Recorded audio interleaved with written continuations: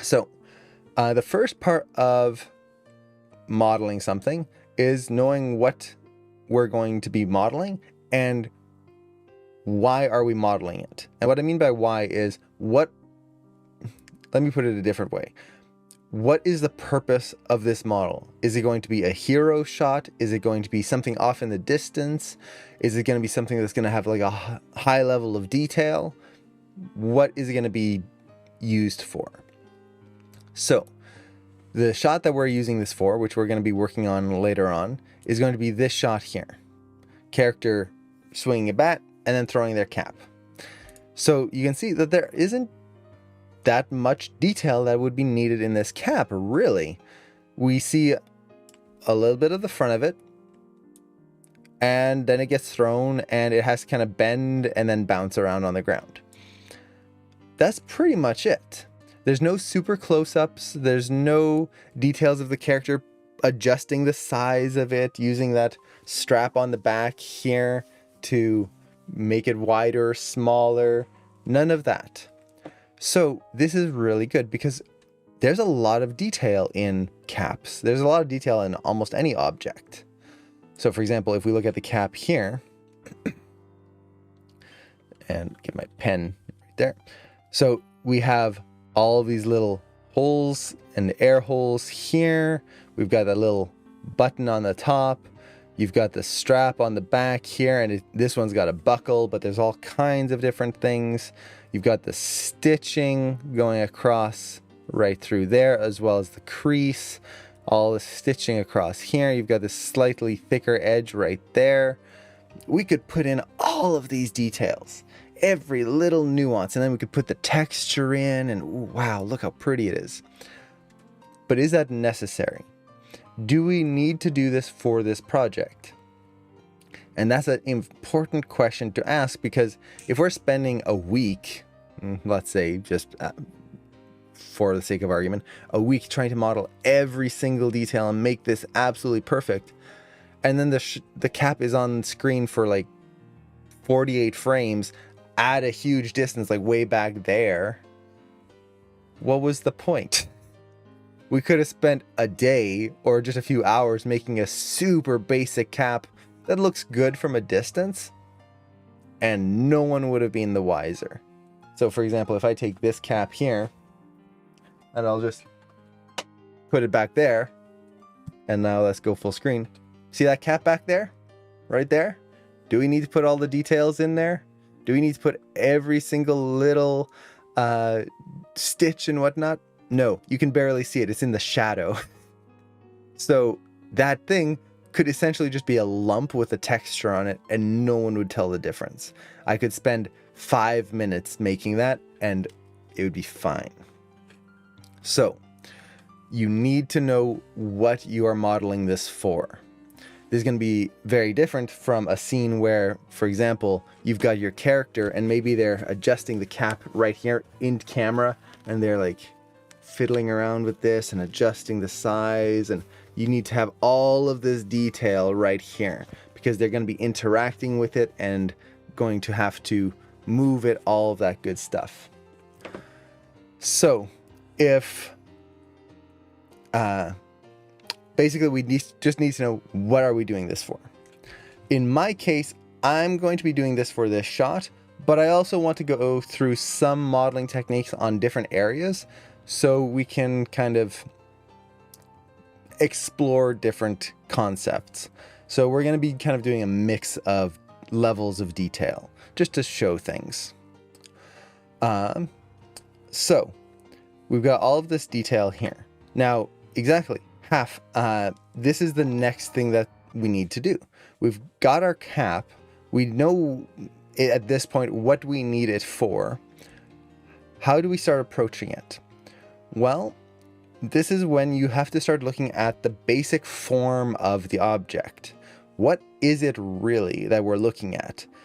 We're looking at all of this stitching. We're looking at all of these elements and these details. But really, if you squint your eyes, what is it really? And a cap is essentially a half sphere, and that's a terrible sphere. It's a half sphere. Let's take a sphere, cut in half, like that. and then with a lip on the front. That's it. So that is a cap. And if you start looking at the lip, it's actually much simpler than you would think. It's got this interesting duck bill bend to it, and it's an interesting shape. But once again, look up a lot of reference. So I actually have this, and make sure I can move the whole window here. This image board here of just a bunch of different references for different things. I've got the button on the top. I've got different angles of the back, depending on what kind of back we want to model here. I've got just sketches. I find sketches really nice because it simplifies the form quite a bit. And then we've got actual people wearing the hat, so I know how it should sit on the character's head. Well, if you look at the cap, what is it really? We've got this half sphere, and then it sits at an angle, and the rim is just extruded at kind of a 45-degree angle right here out of it. Well, essentially, that's what gives the shape of the rim right there. We're not going to have to do any specific shaping because essentially we're just taking a round surface here and extruding like this. And that means that as we take that whole edge, this right here is already going to be rounded for us because it's going from a round front. So it's really just that bend is the shape of the head that it's on, essentially, based on the angle of the cap. Nice and simple. So this should be relatively easy. The actual button on top, once again, is just a sphere that's been squashed down. You just take a sphere object, translate the vertices on the bottom, and flatten it out like that. There you go. You've got your button. You've got these vent holes right here. Well, if you look at them, they're just donut shapes. We could take what's called a torus in Maya. It's a donut shape. And just put those on the hat, and we've got that stitching right there. If we look at the back, well, it's just a strap. Nice and easy. There's just really a polygon cube that's got a bend to it. None of these shapes are inherently complex. So putting them all together, that's going to be the tricky part. How do we put this together in a way that's going to make it work for us? Now, we could right now jump right into Maya and just take a sphere, cut it in half, start putting it together. But there's another element in here that we need to pay attention to, and this is topology. So topology in Maya is how the faces and edges all work together to create a seamless flow, and that will make our job easier. And good topology makes models look better, it makes things simpler, and makes things run faster. Bad topology is going to ruin your life. It's just going to be a pain to deal with. So with this hat, there's a few different areas we have to look for that is going to make or break our ability to model this. The animator in me just keeps wanting to animate things, to model things efficiently. The main thing is we've got these seams right here.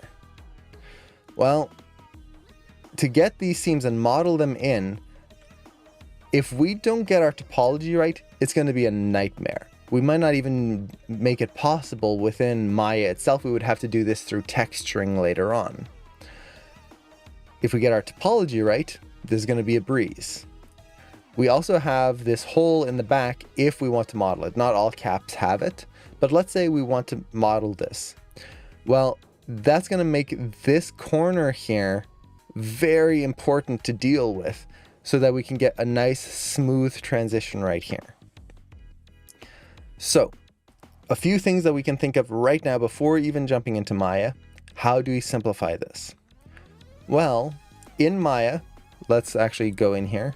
I can take, let's say, a polygon sphere, and I can change in the inputs right here when you first create it, the subdivision axes and subdivision height. That's how much detail is in this sphere right there. So you can see you go really high or really low. And this is a good start to your topology. Where are you starting from? What's the base object? And already we can kind of start seeing that, well, what if I brought this down? So for example, to 6. If I do this, that's this topology right here. You've got 1, 2, 3, 4, 5, 6. And all the lines go into the center here. That's that. 6 sides, all going to the center. Oh, look at that. We're matching our object already. And we've got edges exactly where those seams should be. Not bad. Well, that's a start. I'm looking at this, and I'm not just looking at the base object now. I'm looking at the base level of detail that I would need to create this. Now, there's another detail here. This little donut hole right there, the air hole. Well, that's right in the center of each of these panels. Not only that, but these panels are round. They're not flat right here. Well, if I add just one more level of detail right there, so we've got that, and then split this down the middle here, we're going to be able to round this out, like so. So by doing this, and essentially taking this and going up to 12, doubling it, we're cutting each face into 2, we get a much rounder shape, and we still retain all of those things. We've got the edges for the seams right here. Right there, as well as these cuts in the middle that kind of show the center where we could put that air hole, as well as making a nice and round hat. So when you're looking at these objects, at this point, we are now thinking, how can I make this topology work for me? So that's really the main thing with the cap itself, the main hat part. We're done. That's pretty much it. You've got these panels and then making sure it's round. But what about the back here? Well, the back, this is going to need modeling in here. We're not going to be able to just get this out of the base object. And I'm going to kind of draw over top here, but this is going to go into kind of more advanced topology elements where you've got your panel here. Let's actually zoom in. Whoop. And whoop. Just trying to get this here. So you've got that, and we'll do this one here. So by default, the way we've got it set up here is we've got, let's say, this level of topology right here. So you've got face right here, face, face, and then a face there. And then if we did the same thing here, like that, you've got your face there, face here, but then this face. See how this bend is not going to work correctly? What we would end up getting is this. We're going to need more detail here. But not only that, this corner is not going to flow correctly. Edge flow in modeling is very, very important, especially along the very edge of an object right there. If the edges don't flow correctly, essentially what's going to happen is you're not going to be able to round things correctly and smooth things correctly. So for example, let's say you have an object here, and we're going to do just this kind of square bend right here. And if we do our topology like this, let's make that a little bit square right there. This might seem like, oh, that's going to be really nice. You've got everything squared. When we're doing modeling, we're usually looking for quads, 4-sided faces, or tris, 3-sided faces. So triangle. So something like this. Any more than that tends to lead to distortions and issues in the topology. So as much as possible, always aim for 4s and 3s. So right here, everything is 4-sided. 1, 2, 3, 4, 1, 2, 3, 4, 1, 2, 3, 4. Great. Yeah, works fine. Except that if you were to try and round this out, this corner is not going to work correctly. And let's actually just show this here in Maya. I'm just going to create a polygon plane. And then let's bring this down. And I'm just going to extrude this edge. So I selected the edge, extrude, extrude, and then we'll go down. Extrude, extrude, like that. So there is the object we created. And if I smooth this down, see how that corner kind of sucks in a little oddly? And then this corner isn't rounding out at all. It's just super straight. That's not always the best thing that we want. It kind of gets messy, especially if you've got other geometry around it. It can start to distort in very strange ways. Sometimes we want that. Most of the time we don't, especially with edge flow. The other reason for this is if we were to try and soften the edge, or let me actually make this a little bit more complex. I'm just going to take all of these, extrude them down. So now we've got more of a 3D shape. Okay, we soften this up, and I want to make sure that this edge is just a little sharper. Well, if I want to add a multi-cut, I can do that right here because I've got what's called an edge loop. The edges all the way around work together in a nice clean way, and I can start to sharpen that right here. Great. But what if I want to add an edge loop around the inside edge right here? I can't do that because as soon as I do, it just goes around straight through there. It doesn't round the corner.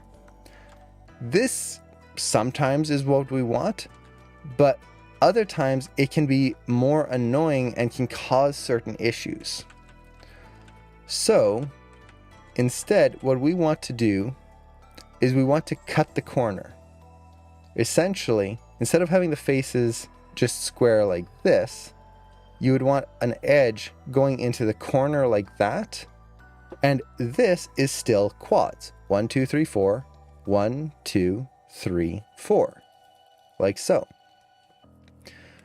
But with this, if you look at how the edges flow now, you can go from there to there, and then it connects down here. It creates an edge loop that flows around that corner. Very simply. So if we take this here and we'll undo just a little bit, and there's a lot of different ways to do this. I'll show a few as we're modeling. And I'm just going to delete these edges right here. Well, actually, let's cut it first because you'll see as I deleted it, it lost that corner. So I'm just going to use the multi-cut tool, and I'm going to cut from the corner here to the corner here, and then delete these edges right there. We still retain the same shape, and just to kind of keep the same amount of detail, I'm going to then cut here and here, just so we have about the same amount of faces. So we get the same object, essentially. Now I can extrude this down here, so we have that same thing. But you'll notice that the corner is a little rounder now. I should actually... Let's undo this super quick. I want to compare the different two so you can see what exactly we're getting right here. So, multi-cut, cut, corner to corner, delete these edges, and then we'll just multi-cut again. I'm holding down Control and Shift to add that cut there. So you'll see very similar in shape. When you look at it from here, they are exactly the same. But let's extrude this here. boop, right there. If I soften them, you'll notice that this corner retains this shape much more than this one. Here we're kind of losing that detail quite a bit more because this corner is being held right there with that edge, whereas this one has no detail right there. So you can see that right through there. Now, if I want to add detail, so once again, multi-cut, I can easily add detail right here, boop, same as this one, boop, right there. So those work well, and I just added a weird cut there. So that both works really well. But if I want to add detail on the top edge, right here, I'm going to cut right through and then down, whereas this one cuts around that edge. See how it flows through and all the way down? So now this is where it comes through differently. Here we get that really kind of odd edge because it's sharpening here, and then if we add another cut, because we got to do the whole edge right here, we've really sharpened this corner, whereas this one, we still have that ability to keep that roundness and make that nice sharp edge still. And then if I did want to make that corner sharper, all I need to do is take this edge and either add cuts to it or just bevel it. Is essentially the same thing, adding more detail. So something like this. And now I've got that nice sharp edge that I have full control over, compared to this one where I don't really have control. And then if I want to sharpen this corner, I've got to cut right here and then here. And eventually we get something similar right there. But you can see how this has a lot of extra detail in weird places, whereas this is just right in the corner. And that edge loop flows beautifully around. So this is a very important tool for us as animators, because this is what's going to allow us to shape certain things and get that topology to flow correctly. Now, all of that just to say, how are we going to do the edge flow right here? Well, we have a lot of choices, because especially for a cap, there's not going to be anything wrong here. There's not going to be something that ruins this cap. But for me personally, what I would want to do is try to add an edge flow like this. So we'll have edges kind of lower down here, and then we can cut around that corner and essentially have something like this.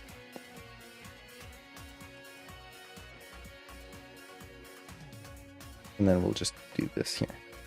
So something like that. So this edge is now going to meet up somewhere in the middle there, and we create this little extra bend in here, and then we'll just need an extra face right here. And we don't even really need that one there, but there we go. So by doing this, we start to retain our shape better, and we create a better edge flow. So something like that. Just by getting this corner in here.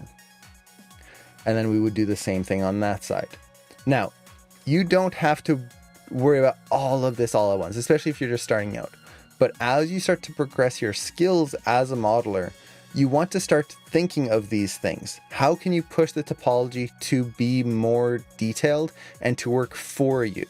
Because now with this whole rim here, that whole edge, outer edge right here, has to be a uniform thickness and a uniform kind of roundness.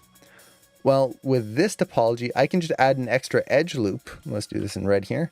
Right here. And it's going to flow along the whole length of the cap, all the way around, back on this side, and back around, so I can get that whole edge to be a uniform roundness. Nice and easy. That's the goal here, where by just thinking of this, I now make it much easier for myself later on when I have to start adding more detail to this object. So The same thing happens with the cap here. We've got this round edge right there.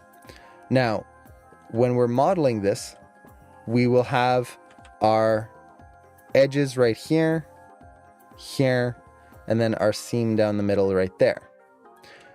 Well, and then let's just kind of add our extra detail right there, boop, boop, and we'll probably have an extra edge right here, at least to start with.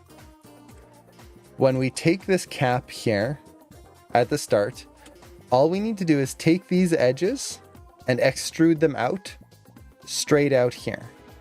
And this is going to give us this shape right here. So edge, edge, oops. Let me do this right here. Edge, edge, edge, and then edge like that. So this is the shape we're going to get, and this is probably going to be a little straighter there. So something like this. Okay, great. That's fine and all, but once again, this is a round shape right there. With the edge details, let's add another edge loop right here. We're not going to be able to round out that edge properly, because if we use the multi-cut tool, once again, it's going to cut here, right there, another cut right here, and another cut across, oops, right there. That's not ideal, especially for a round edge like this. So we need to think, how are we going to do the topology of this cap here? Sure, we can just extrude it out, but what is the ideal that we want? And ideally, what I would want is something that comes in like so. So cut down the center, and we get this. So let me clean that up here. So we still have 1, 2, 3, 4 right there. And then same on that side. And then we can add more detail through this, but we're going to keep it kind of simple right there for now. So something like this makes it much easier, because now when I want to add that extra edge loop, it's going to go right there, there, there, and then there. So once again, we're cutting that corner. So just keep in mind, if you want a round edge on something, on that corner, cut it in like so. And it's going to give you a much cleaner edge loop than if you just keep it like this. Much better. So these are just things that I'm thinking about now. Do you have to draw all of this out? Do you have to plan it out all of this way? Not at all. You don't have to do that whatsoever. Me personally, I like to do that, or at least think about it before I jump into the model, because it kind of makes sure that I know where I want to go with this. And I'm not going to go halfway through getting everything highly detailed before I go, wait, I'm wasting time and I've got to rebuild this whole object. If I can think of how the base version of it is going to help me later on, I would much rather do that now than figure it out down the road. So that's the core of this right here. Okay, so we've done a lot of work already. You can see there's a lot of planning that goes into a good model. It is not simply jump in, hope for the best.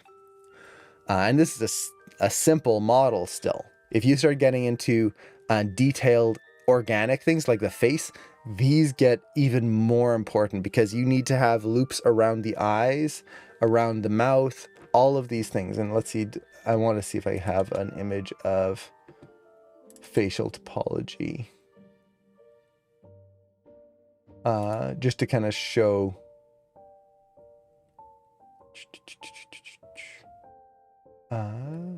Where would it be?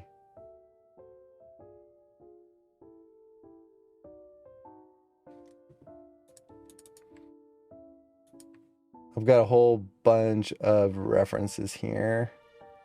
but I don't know if I have it in this folder.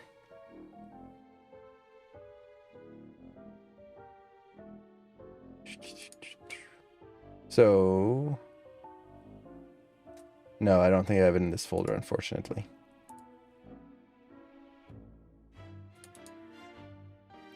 Well, I've got this one here. So this is hand topology. And you can see here, even in a hand, you need to have things flow in a correct way. So you need a loop around the wrist, a loop around the palm, then loops around the fingers. And when I talk about loops, you need edges that go in a circle right there in the thumb. And then you need extra detail in the knuckles here so that when they bend, you don't have weird stretching that happens in this corner or weird bunching that happens in the joint right there. So the topology of this hand needs to be very well thought out and needs to be executed in a way that makes animation later on easier and is not going to distort in weird ways. And the face is even more so important. So topology, very, very crucial to start thinking about if you want to do modeling. And once again, if we open that up once more, if you look at it, it's all 4-sided faces or 3-sided. So right here, you can see some tris right there. Everything else is quads. So very, very important. The other thing that we want to avoid is what's called poles. Poles are areas where 5 or more edges come into one vertice. So for example, let's say you have a face here, a face here, here, and then here. This vertice right here has 4 edges coming through into it. That's pretty much what we want for the standard. But if we were to cut this face right here, now there's 5 edges going into this one vertice. That's not too bad once in a while. It's unavoidable, really. But if you start having more than that coming into one point, that's going to start creating some weird distortions. So we want to avoid these as much as possible, especially on organic things like the face. Now, if you actually think about it, what are we going to get here? We've got all of these edges coming into this one point at the top. Aha, a pole. Oh no. Well, this is kind of an exception. This is the top of a rounded object. Ideally, you still want to avoid poles there, but because of the shape of the cap and the fact that the topology naturally, like you just look at all the seams, go into this one point, this isn't actually going to be too much of an issue. Not only that, but we have a button on top to hide the pole. So that's not too bad. Ideally, if you're going to have something like that, where you've got all these edges coming into one point right there, what you would want to do is split this. So you get something like this. And then you delete these edges. So you would use the multi-cut tool, add a ring around, and then delete some of the edges. And now you have 1, 2, 3, 4. So you have a quad right here. That's a quad. And there's no poles. Everything leads in and no poles whatsoever. So there are ways to deal with poles. In this case, we're probably going to leave it for now. And then this is actually a very good question. Question on models. Why do, in this case, you're talking about Stuart, Stella, Jules, Aya, have long necks? This actually applies to almost any rig, cartoony rig. If you look at most rigs, even the free rigs online, the necks always seem very long. The Jewel or the Artemis and Apollo rigs, for example, their necks are huge, long necks. Why? Why is that? Well, there's a lot of different reasons. One, cartoony proportions.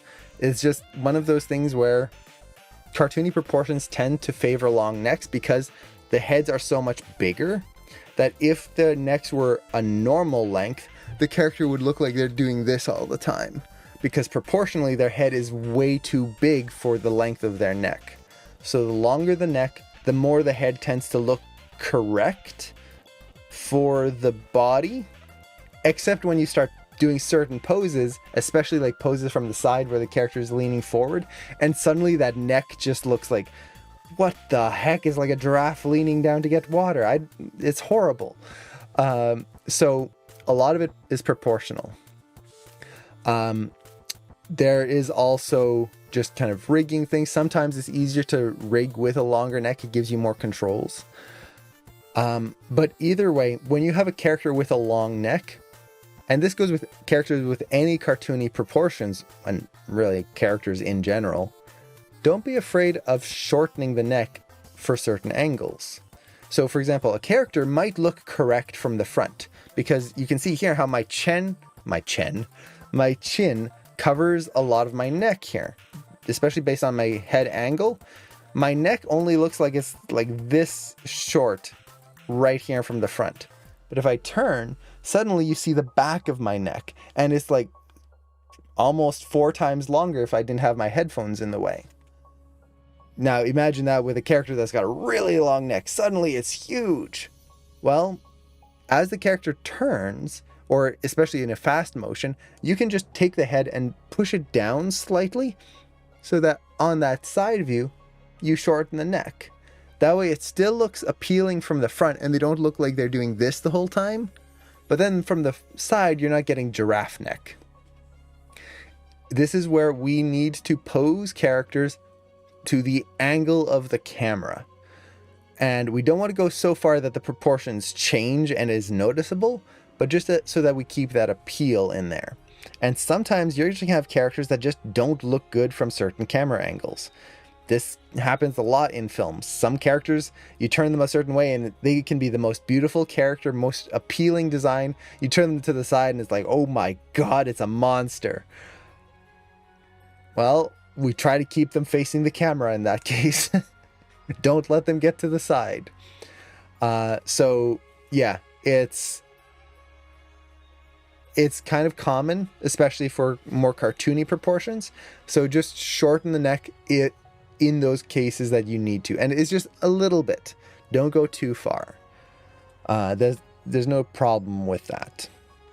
It's the same thing like with hands. Sometimes hands are huge. And okay, that's great, cartoony proportions, but you're going to be doing something sometimes where the character has to interact with their face, and that hand is just like, is grabbing onto their head, and it's like they could just go and squish their own head between 2 fingers. It's like, that's too big.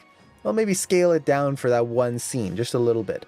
Or vice versa, you see this quite a bit. Someone is reaching for something, and we want to make it more dynamic. Well, normally the hand might only look like they're doing this. No, that's not interesting. So take the hand, scale it up. Suddenly they look like they're doing this. Much bigger reach there. So yeah, don't be afraid of scaling things here and there to make it the most appealing. As long as you don't break the believability and make it seem like the character's off model.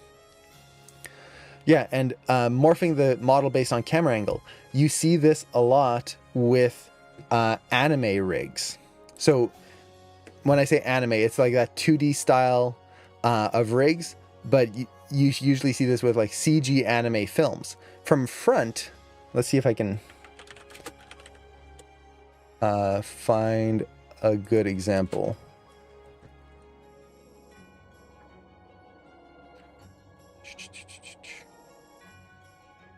There were some good examples that I saw online a while back. But you'll see this in like fighting games. You'll see this in anything that has, well, let's see, something like this. Find image. Like this. So I was just looking anime CG. So this character right here, this is an anime style character, and I'm not showing my desktop. Boop, there we go. Right there. And it's like, oh, super appealing, so nice and interesting. if you were to look at the face topology right here, when the character turns from a front view to a side view, the whole mouth section would be distorting. All the topology there is shifting and changing and morphing as you go from front to side view. Because the proportions of an anime style character does not work from front to side. If you were to actually leave the topology the same, the mouth would not work.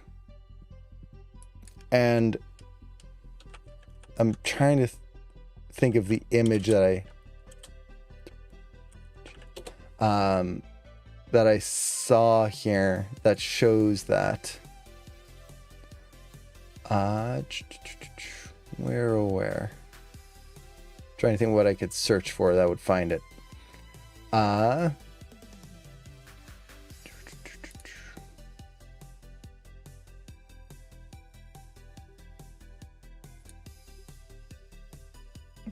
don't want to spend too much time searching for it, but yeah, it's got some heavy distortion in there to make that work. And again, this all comes down to topology and rigging, all that stuff. But we have to be very careful with that. And again, as animators, we distort the characters to make them most appealing to the camera angle. You see this a lot with facial poses. Facial poses will usually look good from the one camera angle and will look absolutely horrifying from other angles. And ooh, is this link here going to show what I wanted? Yeah, there we go. Perfect. Thank you so much, Stupid. So let me open this up here just so people can see it on screen. So right here, if we look at this and let it play through here, you'll see how the face is distorting as the character goes to the side, and it's kind of playing back a little weird. So let me...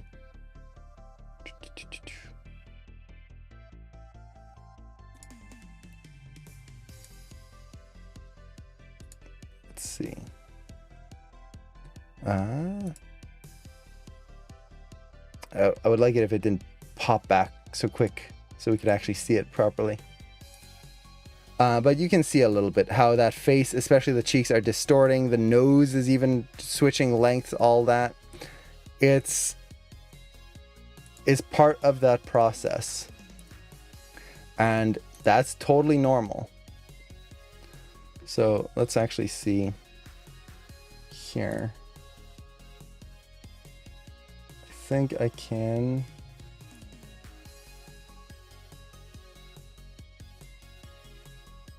There we go. So if we look at this here, from front, look at this view right there, to the side, see how the nose and the eyes suddenly change quite a bit right here, especially from here to here.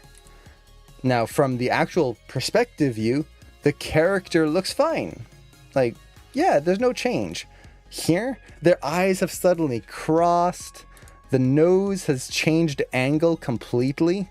Here it's a lot lower. Here it's kind of pointed up. The chin has changed proportions and is kind of further out. Because right here, if that chin was further out, it would start to distort the mouth and kind of take away from that appealing shape of the mouth. But if we kept that, then she would look like she's got an undershot jaw. So a lot of proportional changes happen like this. And that's okay. Let's see, how do you deal with it in game? You can't modify the model real time. So in that case, games use a few different techniques. Sometimes it's normal based switching. So they actually paint the normals to do certain things. But you just have less, what's the word I'm looking for? Less control. So you would just try to make the character look appealing from multiple sides. So it's not always the case with this, especially in games. But with fighting games, you'll usually see that in there's the difference between the cutscene characters versus the actual in-game characters. So Genshin Impact, I actually haven't done too much research in Genshin Impact, but my assumption is that it would be just making sure the character looks as appealing as possible from the side view. And a lot of that also comes in with the shaders too, to make sure that the shaders work correctly. So for example, this is a whole other tangent, but I do like this type of topic. It's always interesting. So for example, here, let me find an image.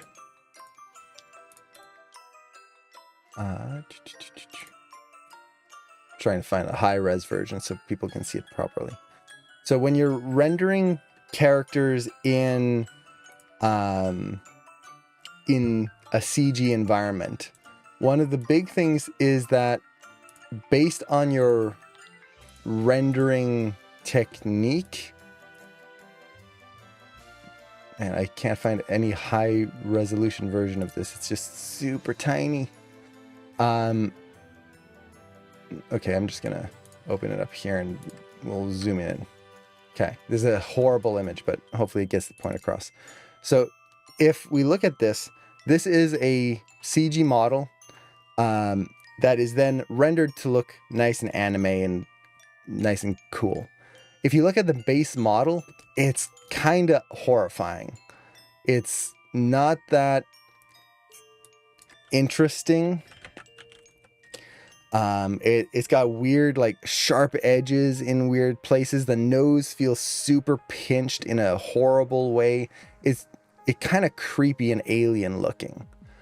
But then once you add the texture, or the shader, which creates these flat planes, it looks good and it looks interesting.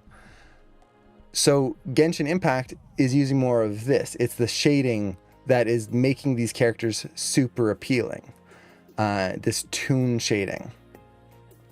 If you take that away, a lot of anime CG models, at least that art style, tends to look very weird because they're very cartoony proportions, and when we light them in a more realistic way, it doesn't look right. So yeah, there's lots of different techniques that can be used to make things feel more appealing. So distortion, or just the shading, all sorts of different things. But through it all, topology is super important, kind of bringing it back into what we were talking about before. So yeah, hopefully that helps. And even with games, you can have the models morph to camera slightly. So the character, for example, can have bones in there, and bones, not actual real bones, but like joints and whatnot in game engine terms, that would morph the eyes ever so slightly towards the player camera. So you can code it so that the character will distort based on the camera's position. I don't see that all that often, but it is possible. So yeah, there's a lot of tricks to make things look interesting on camera.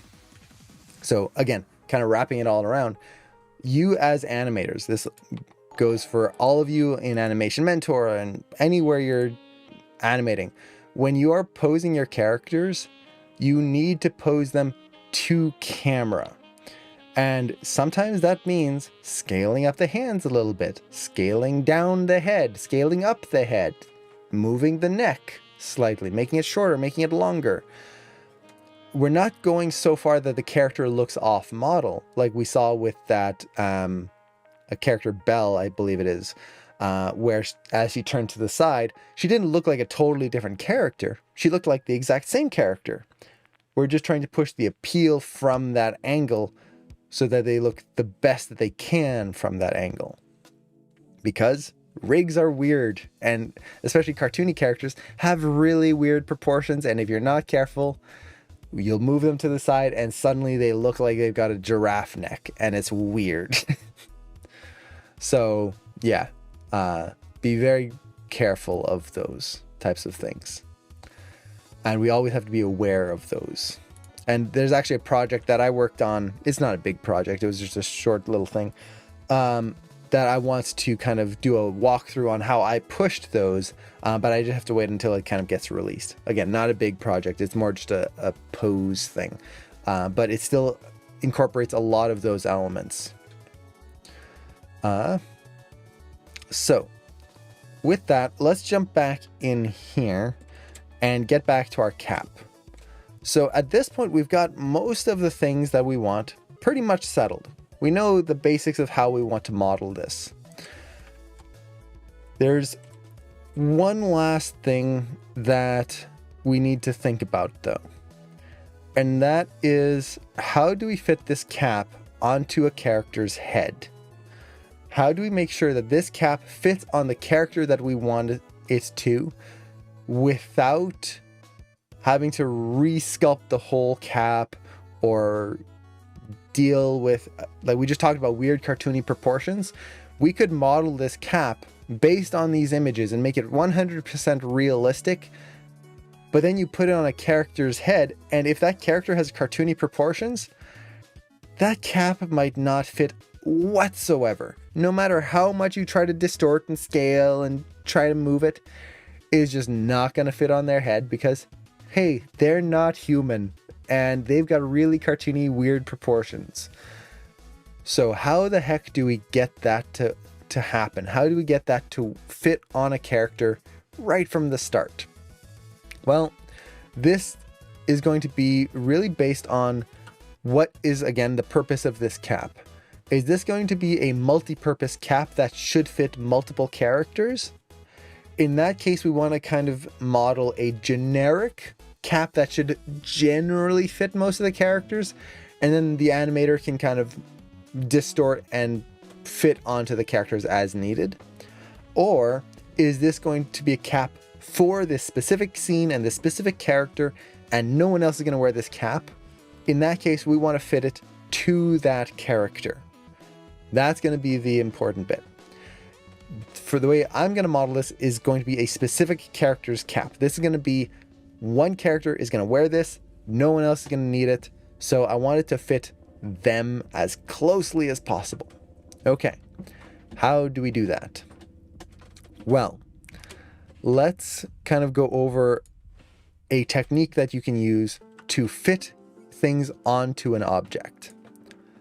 So let's say we're just going to use a simple object for now to show it, and then we'll do it on the rig itself. Let's say we'll take this cylinder here, and we're going to just add some detail to it. And let's add some subdivision heights right here. And I'm just going to shape it a little bit, just to kind of show a little bit of visual interest. We're not going to go too far with it. And then I'm going to smooth it out. So smoothing, you can smooth things here by hitting the 3 key. This will smooth out the object. But this is just a visual smoothing. It's not actually adding any more geometry to the object. If you want to smooth it so that the actual geometry is smoother and it has more detail, you can go to mesh, smooth right here. And I'm just going to reset these settings right there. And now I can just up the amount of divisions that we get right there. So we'll just go like so. So we just get a slightly smoother model right here. And the reason I'm doing this is just for example purposes. So let's say we've got a character here and it's going to be at a slight angle, like so.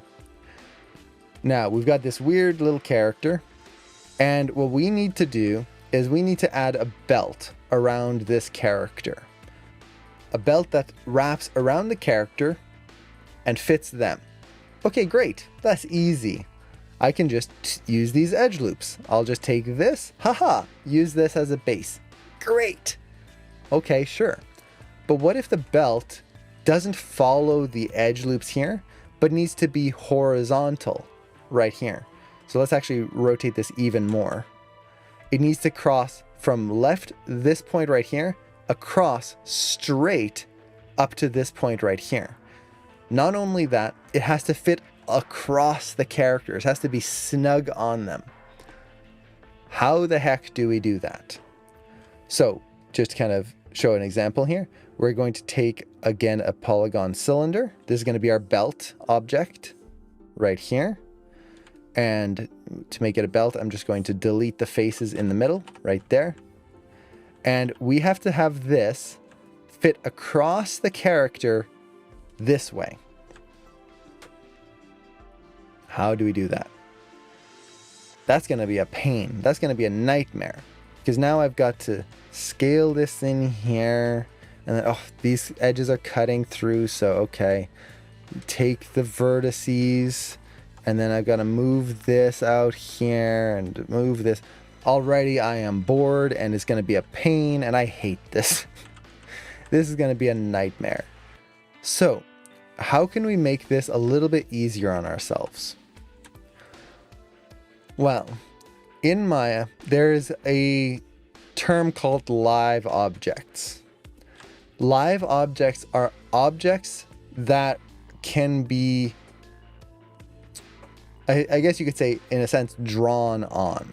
We can actually interact with the objects with certain tools and actually create things over top of the object. Now, the way you use live objects is you select the object you want. In this case, I want this here to be the thing that I am able to kind of place things on top of. And I'm going to hit this magnet icon right here on the far right. This is the Make Selected Object Live. Now, when I do that, you'll see that the name of the object, polygon cylinder, appears right here. And now I can no longer select this object. If I do, you'll see that the edges are all green. This is showing that this is a live object. Now, what does that give us? Well, it gives us a lot of different tools that will now work on this object. So, for example, I could create a curve. So I'm going to create a curve tool right here. And normally when you create a curve tool, let's turn this off here, you can just create a curve tool anywhere you want, and it's just flat like so. But if I turn this object live and then once again create a curve, you'll notice that the points all stick on the object, and the curve now fits over top of the object. In the case of this object right here, if I take the vertices of this object and I'm just going to scale them in ever so slightly, they just snap right to the object right there, like so. And now they match the object, and I can just kind of scale this in a little bit, reshape it a little. Because I wasn't close to the surface, it distorted much more. If you get kind of closer to the shape of the surface, you're going to have to deal with less distortion, but for demo purposes, this is fine. Because I can just kind of quickly reshape this here. And now let's just take these faces, turn off live object because we don't need it anymore. Extrude this. And now we've got a belt that fits across this character however we want. Now, like I said, I did this super roughly, so it's all weird and distorted and janky now. But it fit the character. Done. Easy. And this is the way that you can create a lot of really cool things. So, for example, let's bring in our character. So I'm going to reference in our character right here, and I'm going to be using the Jules rig for this. But this will work with any rig. So, okay, bring the Jules rig in. And let's say I want to create a hero mask for the character. So kind of the Incredible style mask over top of the character's eyes. Well, how would I do that? It's tough. Let's make the character's body selectable here first. And we're going to look at the geometry. Well, I could copy maybe some of these faces here and use that as a base. Based on his geometry, that wouldn't actually be a bad idea.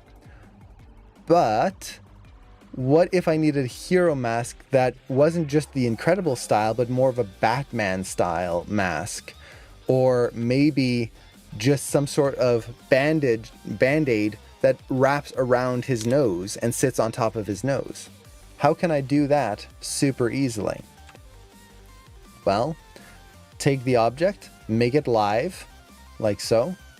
And now you can use any modeling tools to work on the character. For me, what I like is the Quad Draw tool right here. You can find it, I believe, under Mesh Tools, Quad Draw, or under the Modeling Toolkit right here, which you can turn on by clicking this button there. And the Modeling Toolkit just gives you quick access to certain tools. So I'm going to use the Quad Draw tool, and I'm going to turn on Object Symmetry right here, just to make this a little faster. Well, with this, I can just draw points right on the character. So let's do this here and fill those in. And you'll notice that I'm drawing directly on the character, and I can add detail right on them like this. So we can start to shape a little band-aid right there. Or if we wanted to do a superhero mask, I can very quickly, let's get rid of all these points here, clear dots. So I'm putting these dots down in the shape of the topology that I want. And now I can just hold down Shift, fill these in, and start creating that mask. So here's the eye loop for the eyes right there. I could pull this out a little bit more. Let's extrude. Let's see, one edge right here and then here. So we can pull this out right there and start shaping a mask right through here.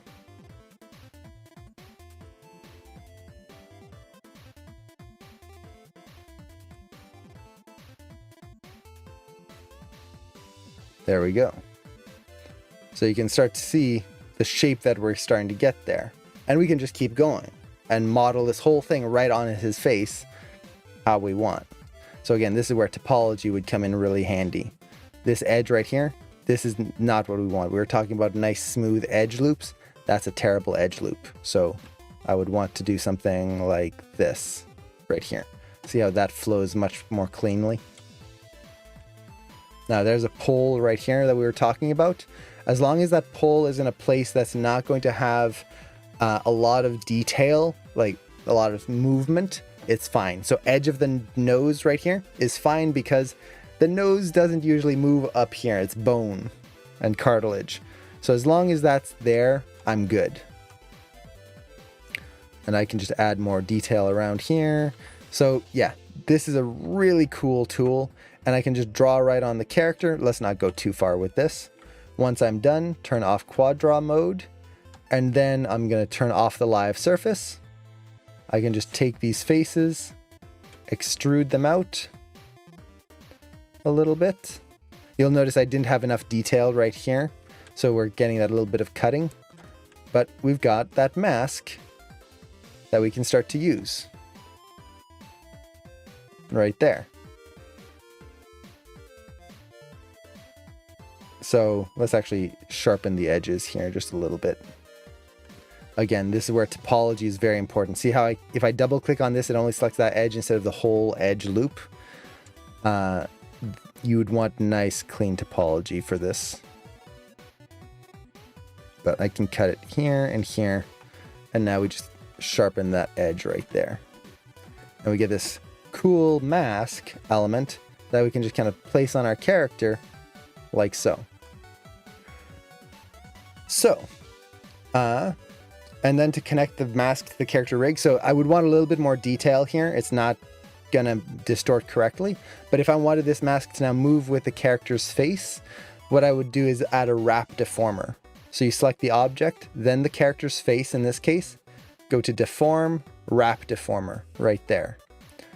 Now, as I move the character, the mask moves with, and let's turn on the facial controls here. If I was to move the cheek here, you'll see that the mask distorts with. So now I can have all of this move with the character. Now you have to be careful with this type of stuff because if I add the blink here, we might see some distortion. Okay, good, not too much. You can see it's moving a little bit right here, but not too much that I have to worry about. If you see a little too much distortion, you can go to your wrap options and switch from volume mode to surface mode, and sometimes that'll help. Essentially, that determines, in this case, it actually went backwards. It hurt me more than it helped. It just switches how the wrap deformer calculates where it's following things, and that can be helpful from time to time.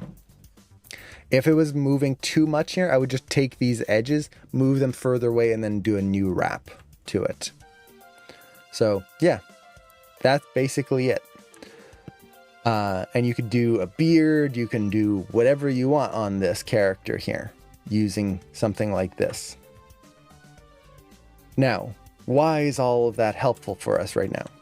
Well, we want to take a round object and place it so that it fits over top of his head, which means that we need to be able to know how to get this object on his head to fit with his proportions. Well, that's pretty easy with the live tool. Now, the main issue here is that he has hair, and I want it to fit over top of his head and his hair.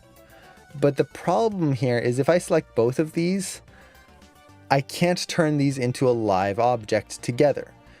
You can only do one object at a time. And this makes sense because if you have multiple objects here, Maya won't really know which object to follow at which time. So it can be a little confusing. The other thing that we kind of have to think about is I don't want his hair getting in the way. If I put this cap on, I want it to feel like his hair gets pushed down by the cap. So what do we do? Well, in animation terms, this isn't so hard. All I would need to do is turn on his hair controls, and when he puts on his hat or takes it off, all I have to do is animate his hair, like sticking through his head like this, and then he takes it off, and over one frame, I just snap it back into place. There you go. No one will ever know because the hat's there hiding it, and then the moment that his hat's off, boop, pops back in, and I can animate the hair kind of bouncing into place. Done. Easy. But in modeling terms, this hair is getting in my way. This hair is just being annoying. And I need the hair and the head together so I can wrap the hat over top of this.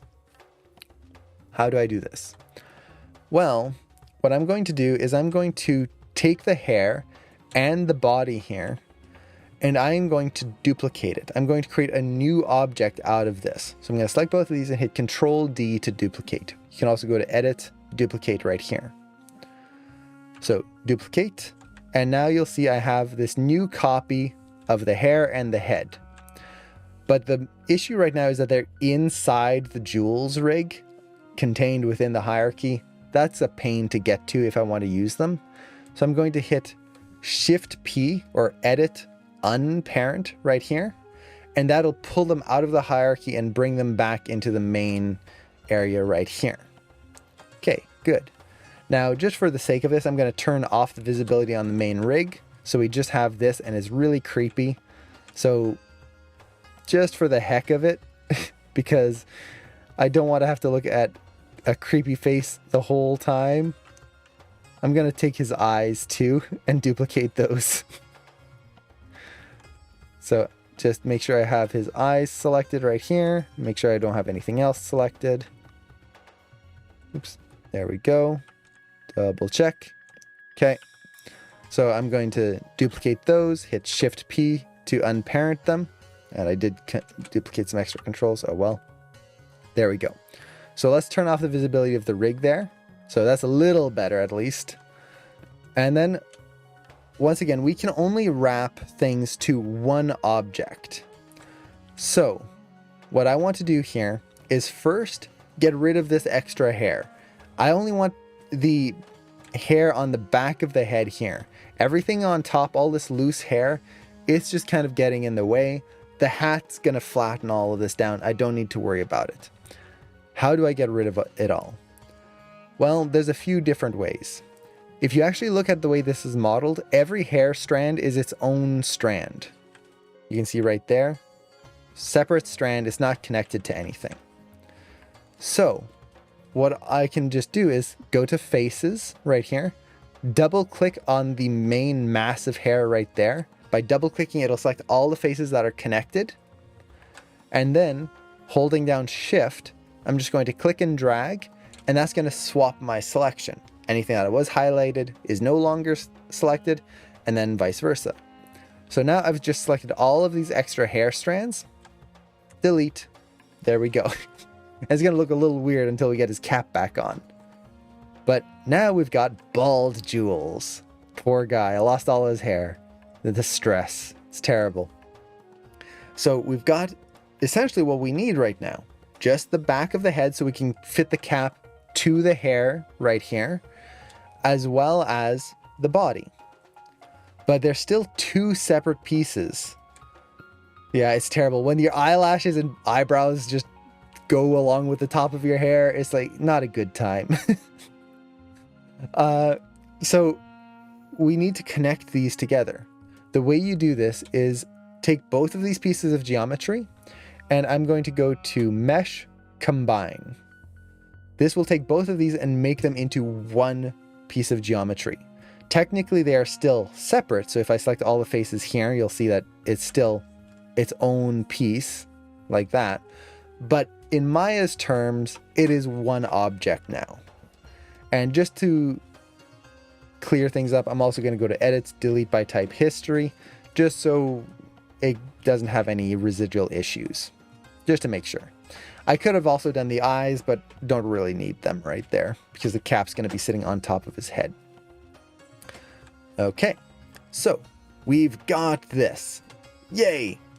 Getting there. He does look like an alien from the pilot of some Star Trek. Just gotta... Ooh, we could do it. So take his skull right here. Turn on soft select right there. And I'm just going to... Let's see, what would be the best way to do it? I'm going to go into normal mode here. Just scale that up. There we go. Make it a little taller. Maybe a little narrower. Oop. Make sure it's in the center right there. There we go. There we go. We've got it. Yeah, I gotta add those pulsating veins. Those aliens were weird. You could see the makeup lines. It was awesome. So yeah, you could do a lot with this. And then you could reattach it to the main character and you'd have an alien. It wouldn't take very long.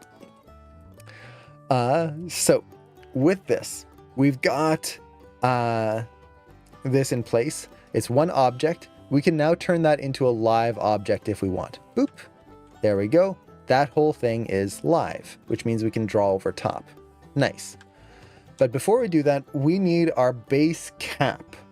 What is going to be the main size and shape of this cap? Well, we talked about it before. It's going to be a sphere right there. And because we already planned this out, we know that the cap is going to have 12 sides to it. It's a 6-paneled object, and then we want an extra edge to round that out and give us that middle cut. So again, this is where knowing your topology comes in really handy. And doing a little bit of planning, we don't have to try and guess and hope for the best and then potentially have to remake the hat later on. We've got a good starting point, and it doesn't mean you're going to always get it right away, but it gives you a starting point.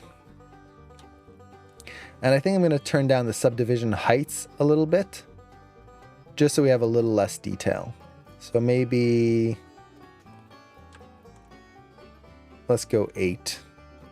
So that'll give us 4 subdivisions going up there. Either that or 6. Yeah, we'll go as little as possible.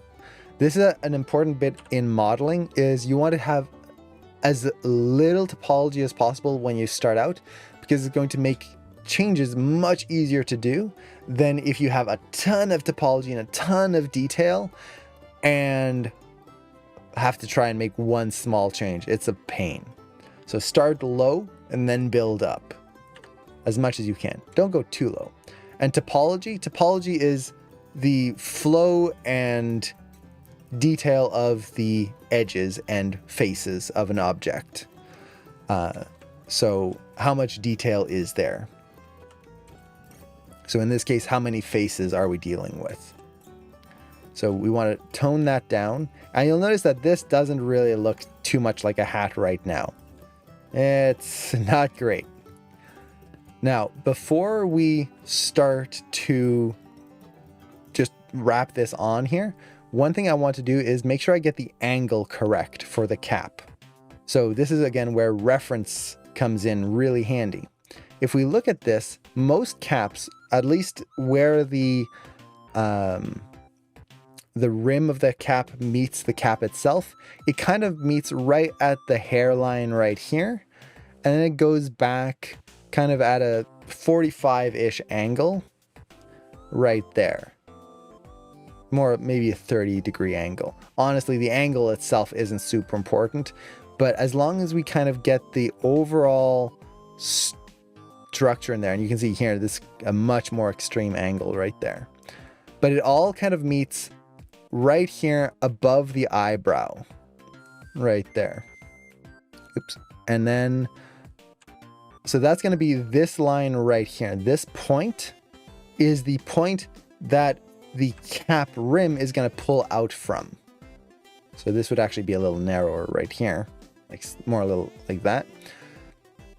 So I want to make sure, let's look at this from the side view here, that we get that right angle here. I'm just looking at the bottom edge, nothing else. So that back should kind of come down here. And this is going to line up right around there. Maybe a little bit more. Something around there. Yeah. I think this angle is pretty good. Okay. So what I'm going to do now is I'm going to scale this down to get as close as I can to the head. And if I cut through, it's not too big an issue right here. Right here. So let's cut through right there. Something like that. Okay. Now I can take the body. I'm going to make it into a live object once again. And now with the cap, I can just select those vertices around the rim right here. And I'm just going to scale them down. Make sure I don't have my symmetry turned on here. Sometimes symmetry is nice. In this case, it's going to cause issues. So I'm going to take this and I'm just going to scale them down. Book, right there. They have now snapped to his head and follow the exact shape of his head and his hair right there. Now you'll see it cuts through because we just don't have enough geometry in here. But with this, let's actually turn off our live object here. We now have a cap that fits directly to this character. You can see it follows the shape of his head right there.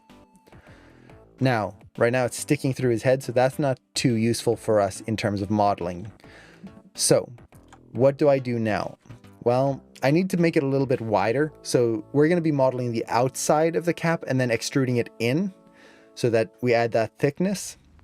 So I want this to be a little bit further away from his head. I don't want it to be like stuck right to it. There's a few different ways you could do it. You could just take those vertices and then scale them back out. I'm not a fan of scaling in this case because depending on how distorted the shape that you're dealing with is, it's not actually going to pull things out in a uniform way. Instead, what's better is to switch your axis here. So I'm holding Control Shift, right clicking, switch it to normal mode. The normals of a vertice, in this case, is essentially, axis normal, there we go, the direction that the vertice is facing.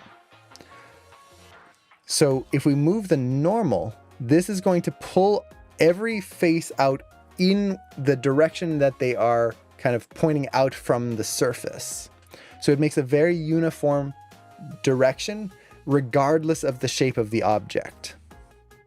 So I'm going to pull this out just a little bit here. And I'd rather go a little too far than a little too close. That way we can have some thickness in there. There we go. So this gives us the base shape of the object. And let's solo that right there. There we go. Now, the whole top of the object isn't working right now. But at least we have the main form that we can use for this. So from here, we've got that, we've got the angle we need, we've got the topology we need. We need to start shaping the actual hat now. So again, this is where reference comes in. We want to look at these shapes, and in this case, this is going to be my most helpful image, and just kind of shape the hat to match this. You'll notice that it is much more straight on the edges, especially right here, and then it rounds out at the top. Now, an issue here that we're going to be dealing with is this hat right now is at an angle. We did that on purpose to get everything just right. But the problem is this is going to make modeling, especially from the side, a little bit of a pain. Well, what do? Well, right now, we don't need to have all of these values in our object. Right now, you'll see the scale is all strange. We've got rotation values, translation values. I know this is where the hat is supposed to be. I know this is the size that it should be. So I'm going to go to Modify, Freeze Transformations right there. Now it's all reset. And because of that, I can just rotate this so that it's kind of on a flat edge right here. Like that. Flat-ish. And now I can model from there. And then whenever I'm ready to put it back into place, just zero this out and it's back in place right there. So let's start shaping this a little bit. So I'm going to take these and let's do this a slightly different way. This is just to show some different examples. So the problem here, and it's not really a problem, you'll notice that as I select these, my manipulator is moving diagonally. Why? Why is it moving diagonally? Well, the manipulator is set to object mode right now, and our object is rotated at an angle. So our manipulator is going to be at an angle right there. That can kind of be a pain sometimes.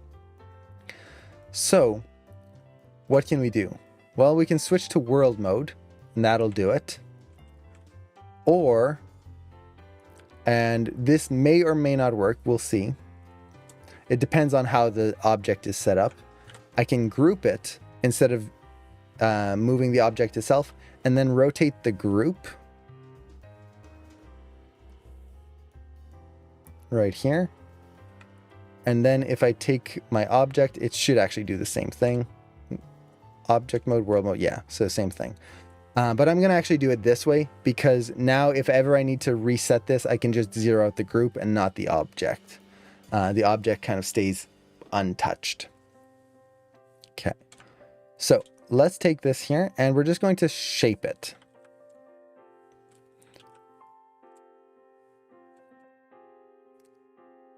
So once again, I'm going to take my reference here and I'm going to move it onto my other monitor. So it's always nice to keep that reference open. And we're just going to round this out a little bit more. Make it a little bit more cap shaped. Look at it from multiple angles. Don't get stuck on looking at it from one angle here. Okay, so something like that. I can probably reshape the rim a little bit just to clean that up.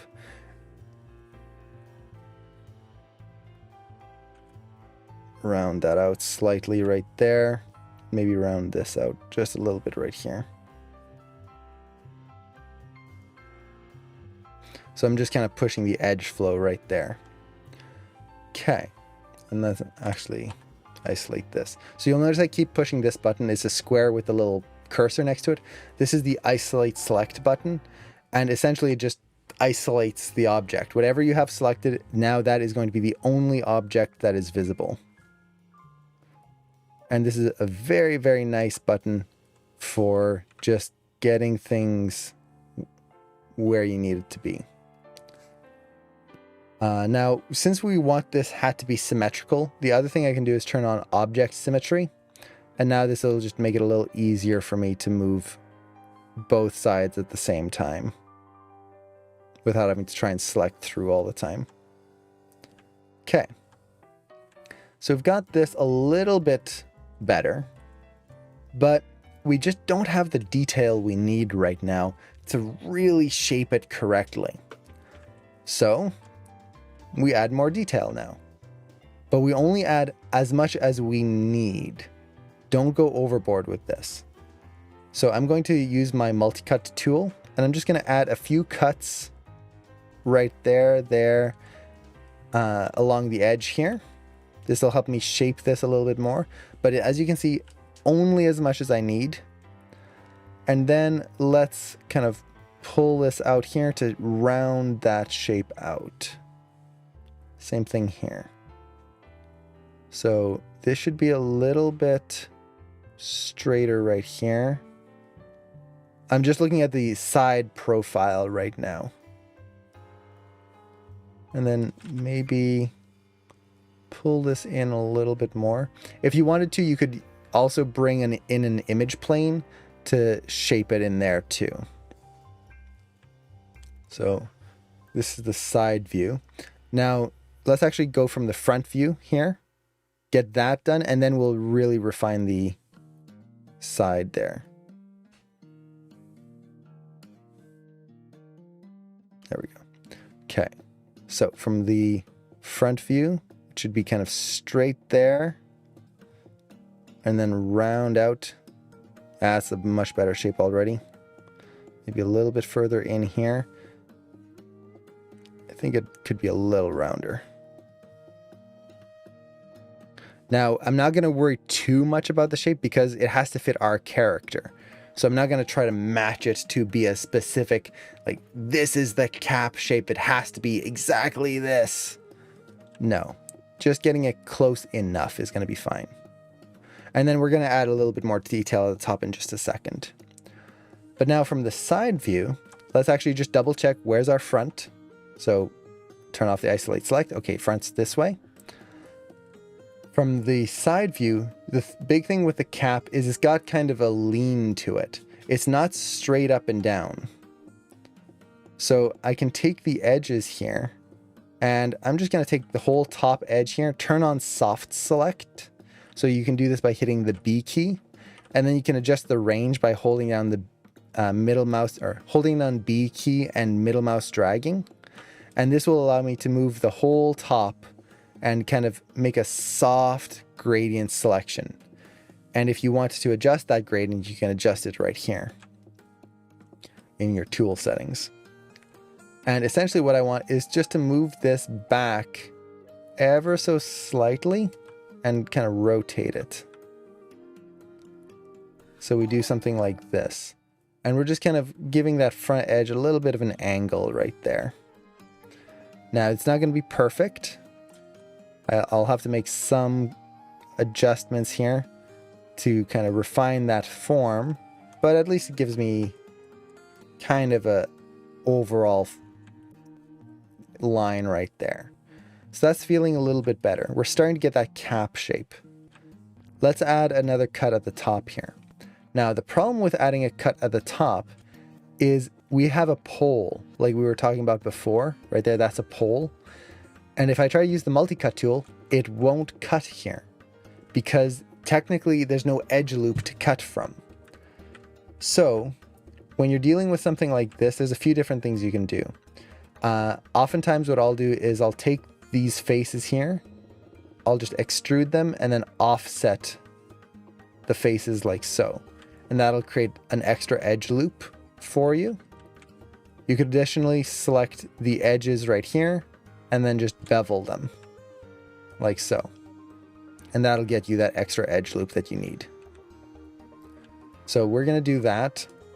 Now you'll notice that it's made our topology a little kind of close right here and far there. So the way the faces are lined up. Usually we want them to kind of have a general evenness to them, not some really, really close, some very far apart. So another tool that's very helpful is the slide edge tool. So with these edges selected, I'm going to shift right click and select slide edge. This will allow you to middle mouse drag and it'll just slide the edges along right here. I'm going to slide these in just a little bit more to the top so we can round out that top. Select this edge and kind of get it back into place right there. So just a little bit easier than trying to translate and scale and everything all the time. And now I can just reshape it back into place there. So there we go. This is going to be much flatter right here at the top. So something more like that. And actually, I think the whole top could be brought down quite a bit. It feels very pokey, the top. So something more like that. Okay. How's this feeling? Not bad. I feel like it's too flat here. We need kind of a softer curve right here. Now let's actually save this so that we don't lose everything. And I'm going to actually... Oh, I don't have my blue pencil plug in here. Let's see if the grease pencil tool will work for me. Usually the grease pencil tool tends to crash things for my computer. Let's see. Okay, so I'm going to turn this on here. And actually, let's just take our character here for now. And turn off his visibility and the eyes. Let's actually, to make it easier, I'm going to group these together and just hide that group. There we go. So the reason I'm doing this is so I can use my grease pencil tool and essentially just draw the angle that I want. So I want...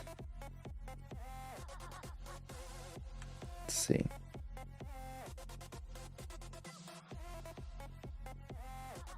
Something a little bit more like that, I think.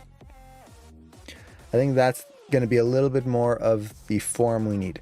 Now, again, the other thing I can do is I could just bring in an image plane and line it up and use that, whichever you want. We did an image plane last time, so I just want to kind of show different tools you can use. So with this, I can just kind of bring this in here a little bit more.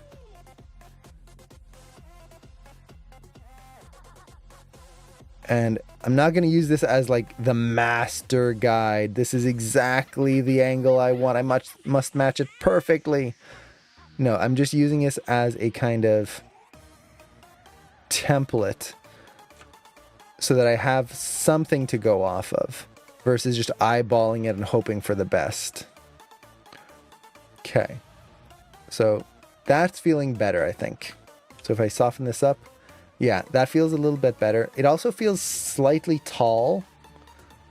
So I might just take all of this and move it down slightly. Now let's actually bring back our character's head. I don't want to shorten this so much that we start to cut through the character's head. I think this will be fine.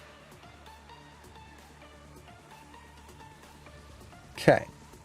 Now from the side view, we're definitely losing some form here.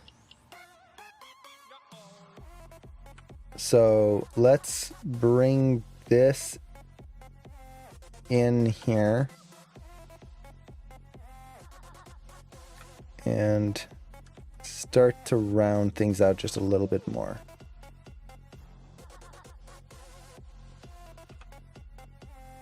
So something like that for now. Now, I'm not going to get too crazy on this. We're not here to model the perfect hat. We're just going to get it kind of close enough. But for now, let's say this is fine. We could shape it a little bit more. Definitely bring in an image plane would be helpful for this.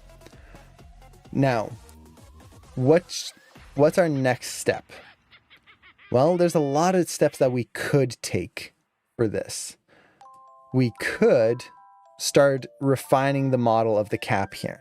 Really shaping things, putting in the seams, all that good stuff. But the problem with that is if you get too far on details on one thing, it's going to make it harder to get details on another part of the cap. Usually when you're modeling, you want to kind of bring everything up together. So you do a little bit of detail here, then you do a little bit of detail on other parts, then up, up, up, up, kind of in stages. If we got this perfectly finalized and then we try to add the rim, we might run into some issues. So I'm going to call it for now on the hat itself. Let's reset its rotations back here. So it's back at its angle right there. And let's make the rim for the hat. Now we're going to need our character back in here. And let's actually make sure our hat fits the character a little bit more. So now that we've got the overall shape here, I'm just going to select the edges.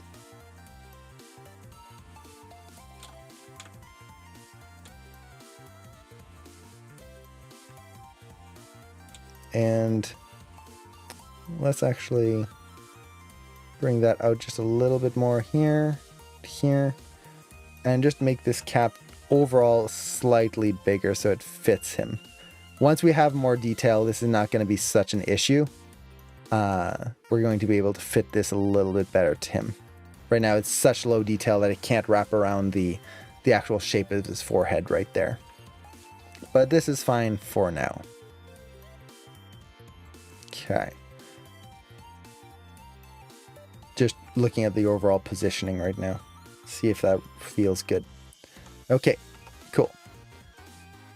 So let's just quickly create the brim for the hat.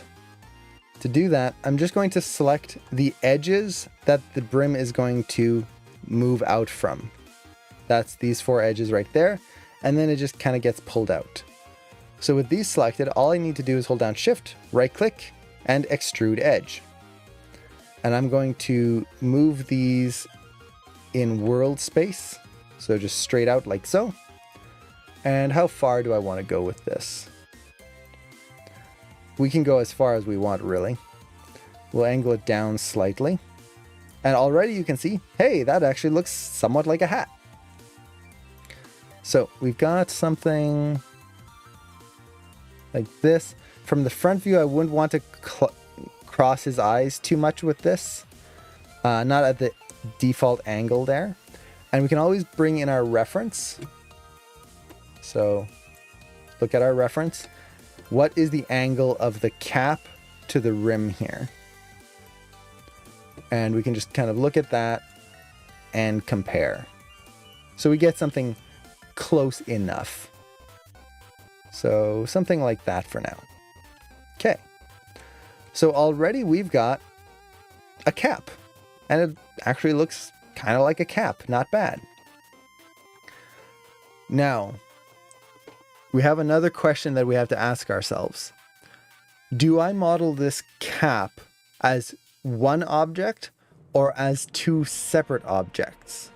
So does this rim need to be a part of this whole piece?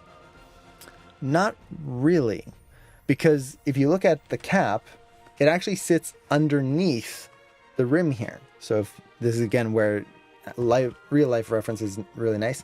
It's a different material. It is much harder than the soft leather of the cap here or the cloth. So in terms of texturing and creating materials, it is a separate piece. It also sits within the stitching of the cap here. So I could just make this a separate piece and have the other one sit over top, and it should feel just fine. And what that gives me is the simplicity of having two objects, and I don't have to try and fight the edge flow and the topology of both to make them work together. I can just make each one work individually, much simpler. So we've got the rim here basically in place. We just need it to be its own separate object. To do that, I'm going to select the faces, hold down Shift, right click, and I'm going to extract these faces right here. Boop. Now they're their own object. And with this, I'm actually going to go to Edit, Delete by Type, History, just to make sure that there's no history issues right there. And then I'm going to center the pivot just so we can see it right there. So now we have a rim. Nice and easy right there. So with the rim, there's actually not too much we need to deal with for it. Essentially, we need to make better topology right now, better edge flow, like we were talking about before. The problem with this is if I try to smooth this out, these corners here are not going to smooth out correctly because it's a corner, it's a sharp edge. We need to have that inset corner edge, that diagonal right there to connect this corner. How do we do that? Well, we could use the multi-cut tool and shape the topology how we want.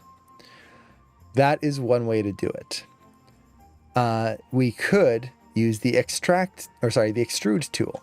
So if I select all these faces here and I extrude them and then offset them slightly, and it's going to be a little messy right here for now, we can get like that. There we go. That could work as well, but sometimes it's kind of messy, and I like to use that for certain cases that I might show later, not so much for this. For this, what I would want to do is first I'm going to add a little bit more detail. So I'm just going to kind of shape this with the amount of detail that I currently have to be a little bit more cap shaped. So we're going to refine it a little bit more. So round that top out there, like so. Make sure it's rounder on the front right here. Kind of bring this in.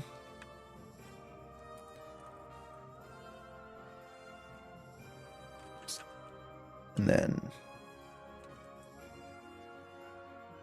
something like that. So the way I'm moving this vertex, I'm holding down the C key, C as in curve, and middle mouse dragging on an edge, and I can just kind of slide that vertex along the edge there. So already that's starting to look a little bit rounder and more cap shaped.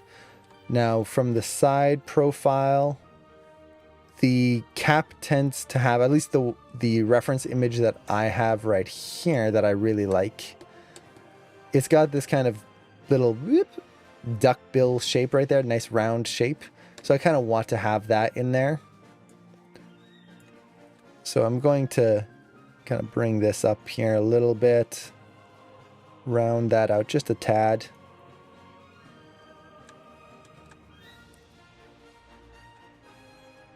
Something like so. Okay. So we've got the overall shape here. Once again, at this point, we can choose how we want to cut this. With the detail that I have, I can essentially just use the multi-cut tool, go bip, bip, there we go. Delete these two edges, done. There we go. And then reshape this. So take my vertices here and just kind of slide them along to even out the cap detail. And there we go. And now as I smooth it, we get the cap shape we need. So that's pretty much it. I got the shape that I needed with a little bit more detail, and then, boop, there we go. Now I can add some more detail here. So I'm going to multi-cut right through here, and then probably another cut here. And at this point, it's just starting to round things out, shape it how we want. So it's a process. This is what's typically called box modeling, this type of process.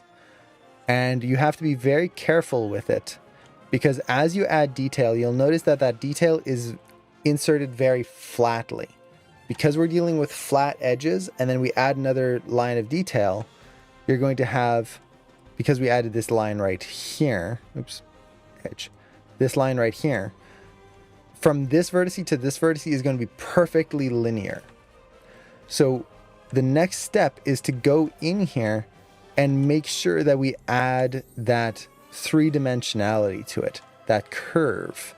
So this is going to be a little rounder here, then rounder there, and rounder here. And we have to go through the whole model like this. And because I have symmetry turned on, I'm doing both sides at the same time, which helps a lot. But this is very, very important, and it's why we don't want to add details too quickly, because that is going to ruin this model, and you're just going to have this faceted, weird shape that's just flat edges all the way around. That's not going to be good. So you have to be very, very careful here. There are other types of modeling techniques, but for this, because it's a very basic shape, this will work fine. So round that out there. Gonna bring it back there. You'll notice it doesn't quite match the cap itself. That's fine for now. I'm not too worried about this. Because it sits underneath the cap, we can just kind of push it underneath afterwards. We definitely need more detail on the front edge. So what I'm going to do here is I could add 2 more cuts right through on this. So here and then here. Or I could just take this one and then bevel it. And this kind of keeps the amount of detail somewhat even throughout.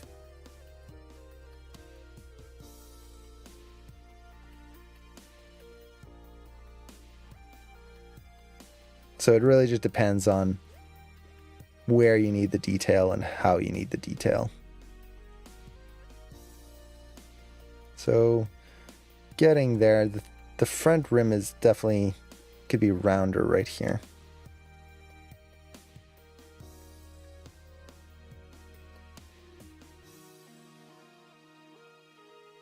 So I'm looking at it from as many different angles as possible. Yes, the slide tool is awesome. It makes things like this much easier. If you're trying to do all of this without a slide tool, it can be a huge pain, especially if you have to just nudge an edge a little to the side. It can be a huge pain. The other thing that I really like is the relax tool, which we can show in just a little bit here. So for example, this vertex, I just need to slide it forward here. Well, that can be a pain. So I could try to move it, or just take this, hold down C, middle mouse drag on this edge, and that slides it forward right there, just a little bit. Okay, so let's soften that cap there, and there we go. We've got that rim. Now it's got a few little dips and whatnot. I'm not going to worry about that too much right now. We can fix those later. For now, we've got the basic shape that we need, and I feel like maybe I could just round this out just a little bit more. There we go. So with that, we've got the shape. Now, I kind of feel like maybe I could dip it in here, depending on what I need. To do that, I could just take these vertices along the top, hit B to turn on my soft select, and then just kind of push this down here a little bit. And this can help to shape that a little bit more without having to... Yeah, I think that's a little bit better. There we go. And I can clean up the shape a little bit more, but for now we're good. I don't want to get too caught up on this. So we've got that pretty much in place here. I'm going to get nitpicky on this, but I can't. I need to focus. My edge here, you can see the faces aren't quite even. I would want to even that out a little bit, but I guess I could show a tool that could help with that. If you go to your modeling toolkit and turn on your quad draw, if you hold down shift, it'll turn on the relax tool. And the relax tool is great for evening things out. So for example, I'm going to turn on soft select, hold down shift and relax this. And you'll notice how it kind of evens out all of the detail right here for me and kind of softens it a little bit. So quad draw is really good for kind of just readjusting some stuff. There we go. So yeah, and organic objects don't need to be perfect. And this object, because it's a cap, depending on how new we want it to be, it doesn't have to be perfect either. It could be a worn down cap with bumps and ridges and who knows what. Okay. So we've got this now. Now you'll notice that there's no thickness. Because we've got our topology in place, the way the edges flow and everything, we're pretty much all set. All I would need to do is extrude this and I'll have the depth I need. So I'm not going to worry too much about that just yet. Let's kind of bring the cap up now. Now for the cap, there's a few things that I need to think about. One is, I just realized this is kind of messed up here. So let me bring this round shape back in there. That's better. Okay, cool. So we need our seams, the cuts between the panels. That's going to be actually very easy to do. Essentially, I'm going to show it here just so we can see it. To make the cuts, and let's focus just on this object so we don't have this head in the way. All I would need to do is take my edges where those panels will be. So, there, there, there, and then there. Bevel them. Make that much tighter, like so. And then just take these and see, am I still on the quad draw tool? No.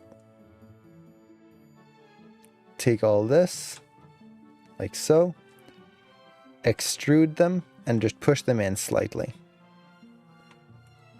like that. And now it looks like I grabbed an edge right there. You can see how it's not working quite correctly. This happens if you accidentally split some vertices. So something's going on right there. It's not smoothing quite correctly. But you can just kind of push those in and there we go. So let's actually figure out what's going on here before we go too far. Okay, so there we go. So I must have just selected an edge by accident. So all we need to do is bevel them, extrude them. Done. Those seams, no problem. So really the big thing that we need to figure out is the cut in the back, and if we want to add that roundness to it, as well as just kind of overall shaping. So for the cut in the back, essentially, if we look at our reference, again, reference is super key. It's going between the cut over here, the seam, and then the middle seam. So it's right in the middle there. So if we look at where our seams would be, the middle is right here, and then the other seam is over there. So the hole should essentially be, if I take this and delete it, it would be essentially that. Now, before I start deleting anything, what I need to do is I need to round out that cut. So once again, that topology, that flow. And this is where, once again, the grease pencil tool can be very useful. Because instead of starting to cut things and hope for the best, what I can do is just draw over this. And I'm going to go to shading, wireframe on shaded, just so I can see this better. And once again, let's hide our character here. What I want is a cut right here that then connects through right through there. And then up and around. So we want to meet up into the middle here. Right there. So this is essentially the shape that I would want right through there. So we can still use this corner here. It'll be brought down right there. And we would need another couple of cuts right through here and then here to finalize the shape. But essentially, this is what we're aiming for. So we could do that. That's not too hard. What I can do is I could use the multi-cut tool, add a cut right through here. Let's kind of pull that out, and I'm going to use the normal mode this time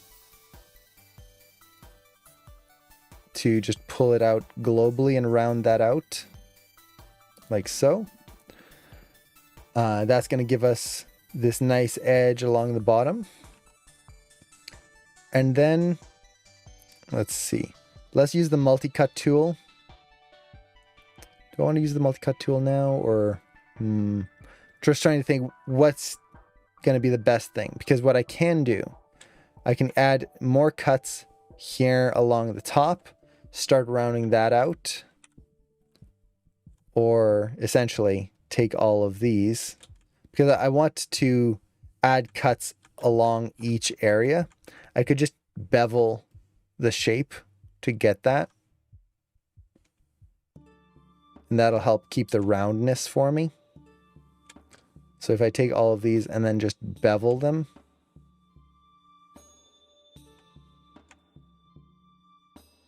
that could potentially do it, but meh, not a huge fan of that. Let's actually get rid of this drawing here. Don't need to see that anymore. I need to just have a little bit more detail.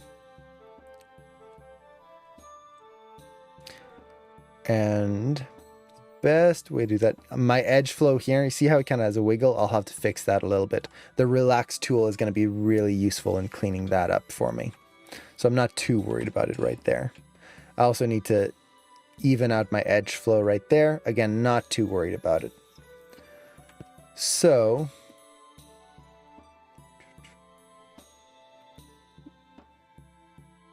let's actually cut the faces. It'll give us something to work with. So I can get rid of these. Actually, let's not get rid of it just yet, just in case we need it. So I'm going to use my multi-cut tool. And I know that I need to get rid of these two faces here. So let's add a cut right through there. And then cut it up through here. And then a cut right through here. Actually, since I already showed this, let me actually show you a different way of doing this. Actually, will it work better for this situation? Ooh, maybe not. No, unfortunately, it'll be kind of more of a pain in this situation. You can use the quad draw tool to do this kind of stuff very intuitively. So for example, if I make this a live surface and then use the quad draw tool, I can essentially just draw over top where I need this to be. So I know I need a face there, I need a face here, and you'll notice that it's lining up perfectly with this object. I need it to loop down here, down to this point right here, and then around here, right there actually, to this edge here. There we go. So you can see that was really quick. and I can round this out, shape it how I want. I love the quad draw tool.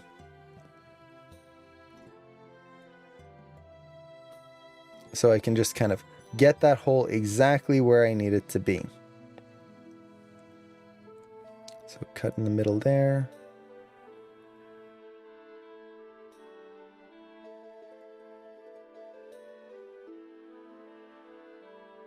Something like this. Okay. So what does this give me? Well, I essentially have my topology in place now.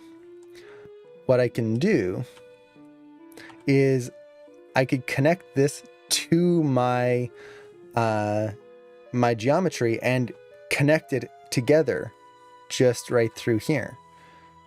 So let's turn off live object here. I've just got to think here how I want to connect it.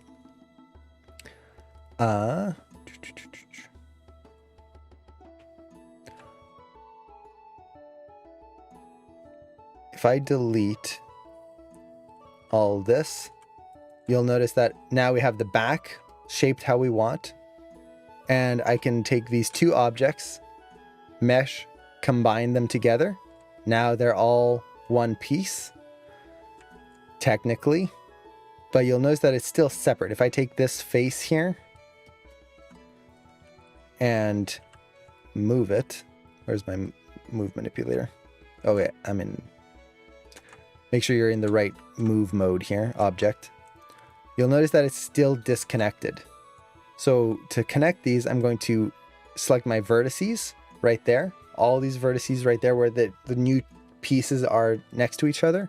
Shift, right click, merge vertices right there. And I'm just going to increase my distance threshold until I see them snap together. Now, if I select that face, it's all connected. So now this is one piece once more. With this, I can just connect everything together. So for example, I know that this edge needs to connect right there. I select those two edges, shift, right click, bridge right there. So instead of having to manually cut things and replace things, I can just draw over top, get the topology exactly how I want. And now I can just do things like add a cut right here, and then take these two edges, bridge those, take these two edges, bridge those, and I'm reshaping the hat back into place right there. Now here, we've got an interesting cut. We've got right now a 1, 2, 3, 4, 5 sided face. That's not great. How do we kind of clean this up? Well, once again, this is where your grease pencil tool can come in really handy. Instead of trying things and hoping for the best, you can just draw and figure it out before even jumping into anything. So I know all of these edges right here, I need to keep all of this. And I need to connect to this area right here. So what's the best way that I can do that? Well, let's actually add one more here. Like that. We've got this edge here. I could slide that up a little bit and connect this a little higher right there. But this still gives us that 1, 2, 3, 4, 5 sided piece here. So what I can do is, because we've already cut this one down the middle, we should probably cut it down the middle here and here as well, and here. And what I can do is connect that into this corner like so. Now this gives us 1, 2, 3, 4, 1, 2, 3, 4. Yay, that works.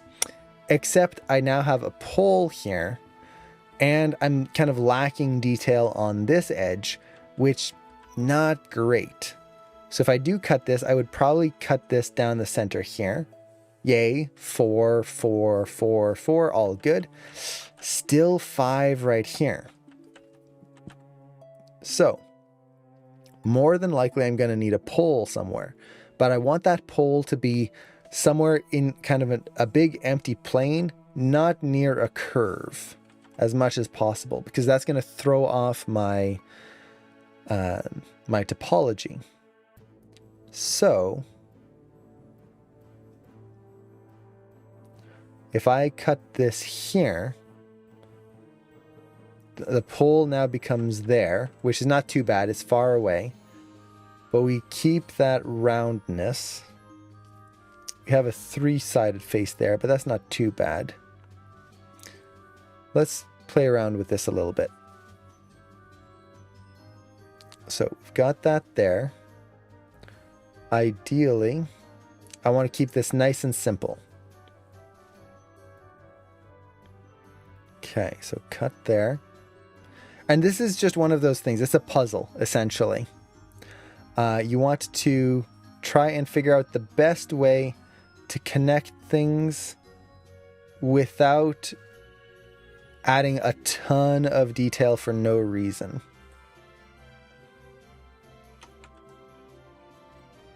And while also maintaining your overall edge flow. Oops, that's not the button I wanted. So, for example, I've got these edges that run up and down. I kind of want to keep those as much as I can, because if I don't, the hat might start kind of getting some weirdness to it. The shape might distort a little. Is that a bad thing? Meh, not really. But if I can avoid it, yay, that's going to be nice.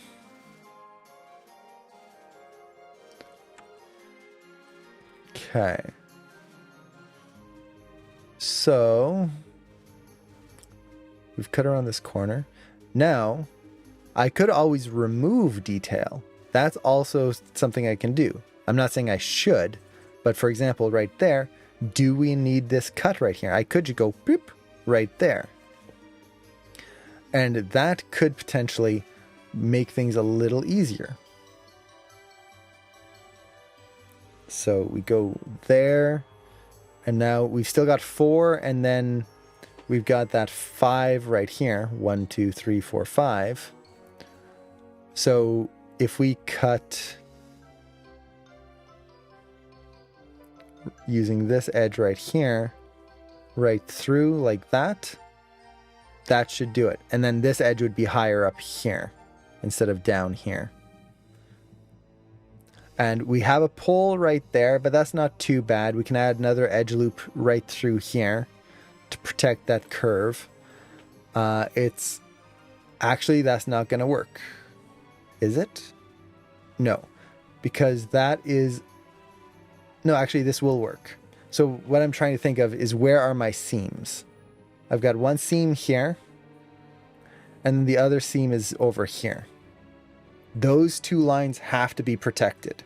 I cannot do anything that would affect those two seams right there.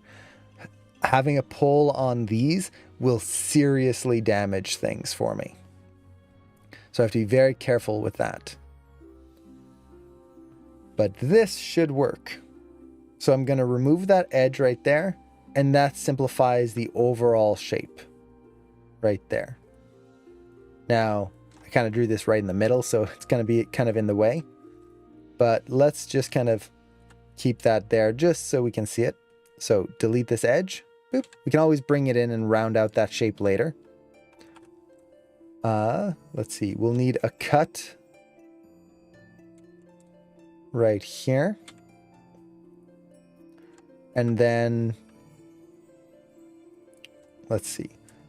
Now, sometimes holes like this can kind of be a pain to deal with because you have to try and bridge things and add detail. Sometimes it's nice to just use the multi-cut tool in there. So if you're dealing with something like that, you can just take the object, use the append to polygon tool, and click on an edge, and you usually work your way counterclockwise. And that's fill that hole with what's called an n-gon. An n-gon is any polygon with more than 4 edges, or I should say a face with more than 4 edges. So this one has 1, 2, 3, 4, 5, 6, 7. We do not want that. So now I can just use that multi-cut tool, looking at my drawing, which is kind of hard to see, cut right through there, and then we're cutting down through here into the center of this one here. Oops. Right there. So there we go. Now this edge here, I'm going to just select right there.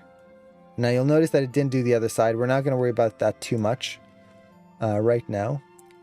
And I'm just going to slide this edge up a little higher right there. There we go.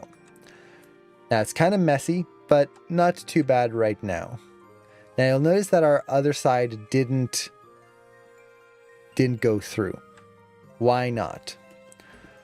Well, it didn't happen because when I appended the polygon, the append polygon tool did not use the symmetry. So I should have filled in both sides and then everything should have worked. But it didn't. And now we've got this uneven polygon, and that can be a pain sometimes because you've just done a whole bunch of modeling stuff on this side and you've gotten it all refined and yeah, it's looking good. Dang it, you missed that other side and now the symmetry is broken and now you've got to redo everything. That's a pain. We don't want to have to do that. I don't want to have to deal with trying to reshape and do all of that over again after we've just done all that work. So what do?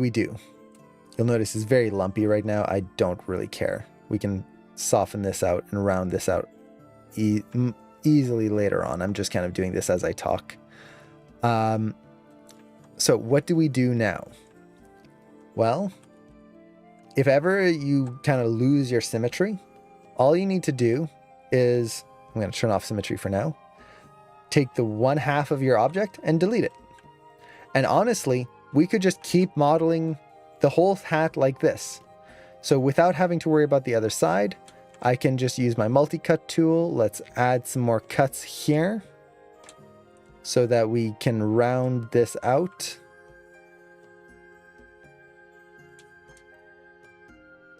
So I'll just do one side at a time, I guess. We can take these and just start rounding this out right through. Make sure that it gets a nice round base down there. Like so. And we could keep modeling it, working on it, all of that good stuff. And then when we're ready, all we need to do is take our object, go to Mesh, and Mirror. And let's see if the options are set correctly. I'll just hit apply. Oh, what happened? It disappeared. That's because my mirror direction is in the wrong direction. I need to go into the negative here. So I want to mirror across the x-axis. So x-axis you can see in the bottom left corner. That'll be left and right. And in this case, I want to go into -x to the left. Hit apply. There we go. Our hat is back. Now all symmetrical. But weird, it's connecting these points. That's because the merge threshold is too high. It's looking at vertices, and whatever vertices is close together is going to try to merge them together. Just lower this a little bit. You'll see if I go too high right there, let's go back to 6. Boop, it brings them back. Just pull it away, and now it's fine. So we've got that in place right through there. And now we've got that nice cut right in the back there. Definitely needs some shaping, but we're getting there. At this point, I think the biggest thing that we would need is the shaping and the thickness. And then the seams, or technically, yeah, thickness, then probably the seams. The big thing with the shaping, we want to get that done first before we do the thickness, because as soon as we add thickness, we are doubling everything. So for example, just let me show you here. So I'm actually select faces, take all this, I'm going to extrude it, pull it out. Haha, look, we've got thickness to the cap now. Yay! It's actually a cap. Except now we've got the outside edge, or sorry, outside faces and inside faces that all have to be shaped together. That sucks. That is a lot of extra detail. We've doubled all the work, if not tripled, quadrupled all the work. So for as long as possible, I'm going to try to do this while the object is in this flat, one-sided shape. It's just going to make my life a whole lot easier. So we need to round this out. Well, let's try the quad draw tool first. So I'm going to activate the quad draw tool, make sure symmetry is turned on once again. And let's use the relax tool right there. And already you can see that that's starting to round things out quite a bit. It means I'll have to reshape certain things, but it's not too bad. And it definitely beats trying to do things all manually. If we're still seeing a little bit of a flatness there, I can just kind of pull out these points. Kind of roughly pull them out there. So I'm kind of looking at it from this lower angle so that I can see how round that shape is. The angles that you look at things are going to be very important when you're modeling things. You want to look at things from as many different angles as possible. So let's shape that bottom edge there. Kind of bring this in here. Watch that form. So it's all about form when we're doing this. So rounding that out. Let's see, without noticing, you actually made the tries at the top quads. Yeah, right here. So you'll notice because I added all of that symmetry, I've gotten rid of that major pole, like that pole here still exists, but now we're starting to get rid of all those tries, and all of this is now quads. It's just kind of a nice byproduct of adding that extra detail. And then the quad draw tool, because I relaxed it, it kind of made it more visible that now all of these are quads. Now, I would actually want to change this up, which we're going to do in just a little bit, because this isn't going to give me the seams I want. The seams have to go all the way up to the very top. So we might tweak this quite a bit, but that's fine for now. So I've kind of reshaped it here. Quad draw tool. Let's do a bigger range and then relax it once again. I love the relax tool with the quad draw. It just kind of helps make everything nice and even and smooth. Just so nice. And I'm just looking at the profile, see how everything is shaping up. I feel like this is going to cause a dent, so let's pull this out right here. And you can always smooth it out to see how it's feeling. And just look at it there. The other thing that really helps is adding, and I think Vraukus mentioned this earlier, adding a different material, like a blinn, and looking at your object with this. And you can see like little bumps a little bit more easily there. There's something happening right here. So I'm going to take a look at it. It's this edge. See how it's dipping down? It's creating a pull on there. So all I need to do is relax that. Watch my silhouette. Just kind of looking through here, making sure nothing is terribly breaking. Maybe round this out a little bit right there. Go back to my relax tool. Relax it again. And then let's see how that feels. Much better. So I'm just looking at my surface, trying to find any areas that, right there, are kind of causing issues. And you can see it doesn't take all that long to kind of clean it up. Now, another thing that we might notice is in low res mode, it kind of feels weird. So what I mean by weird is we can see all the facets on the side here, and then the top is super smooth. What's going on there? It almost looks like it's bald on top. This is the smoothing angle in Maya. If you go to your object here and go to Mesh Display, there's going to be Harden Edge, Soften Edge, and Harden Soften. So if you harden edges, you're going to see every single facet on those edges. Basically, the shading acts as if there's this hard delineation. If you soften edges, Maya, even though the object is still low res here, it's not the high res version, it's going to soften the connection visually of those edges and make it so that it looks like one smooth object. So from a distance, it's going to look fine.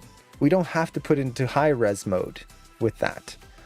And for round objects, that's typically what we have. So for example, when you create a sphere,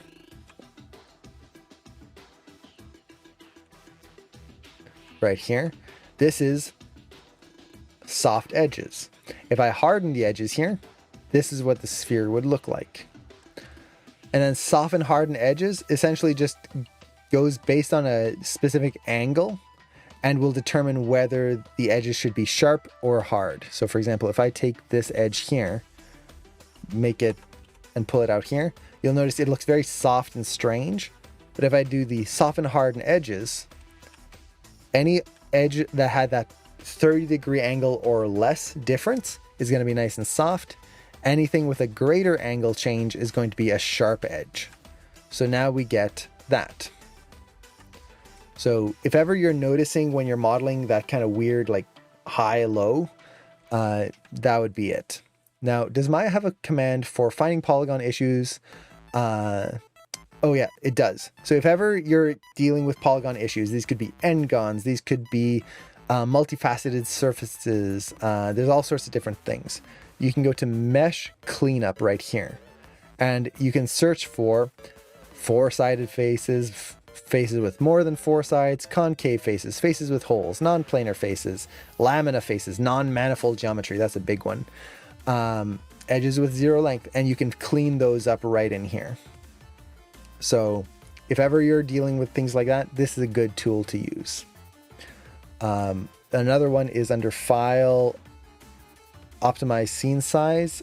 You have, what was it in here?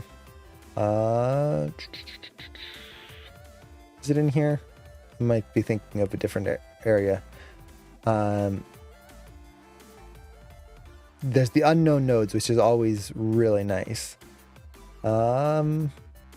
Yeah, remove unused, and then you can remove expressions, locators, things like that. Especially as you're modeling, you might kind of collect these things. Okay, so we're getting there with the hat. It's starting to shape up. At this point, I think we've got the overall form pretty good. We've got the back working. It's a little sharp or a little round right here. So we would want to add a little extra detail right there. We can do that later once we got the more faces in here and get the thickness. But right now I need to get ready for the seams.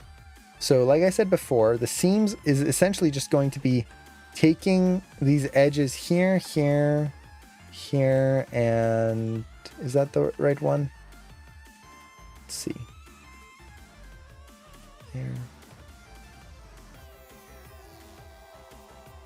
There. Yeah, so these are the seams, and then just take these and bevel them like so.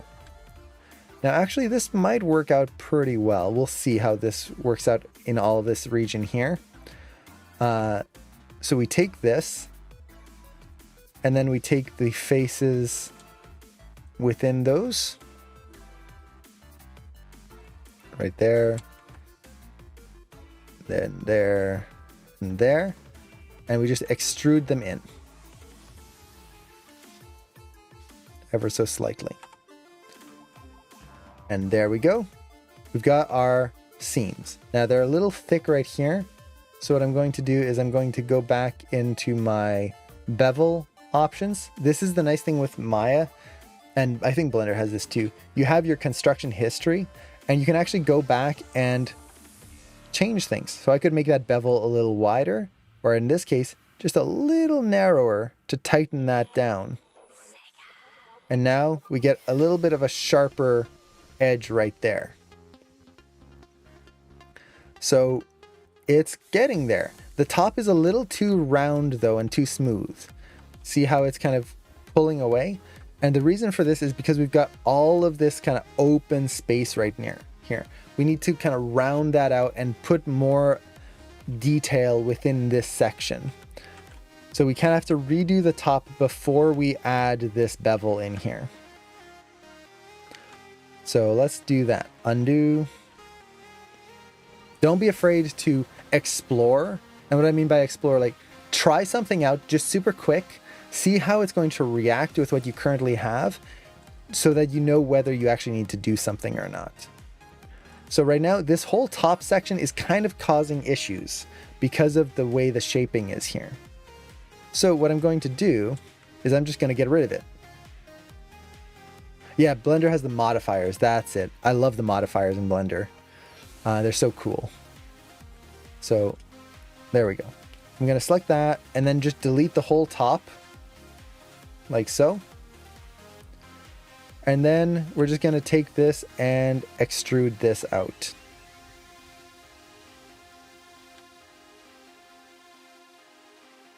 Something like that. Extrude.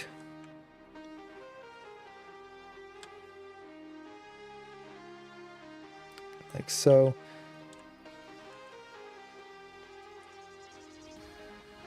Let's switch this to vertices. If ever, like, I want to flatten these out and kind of, they're a little wavy.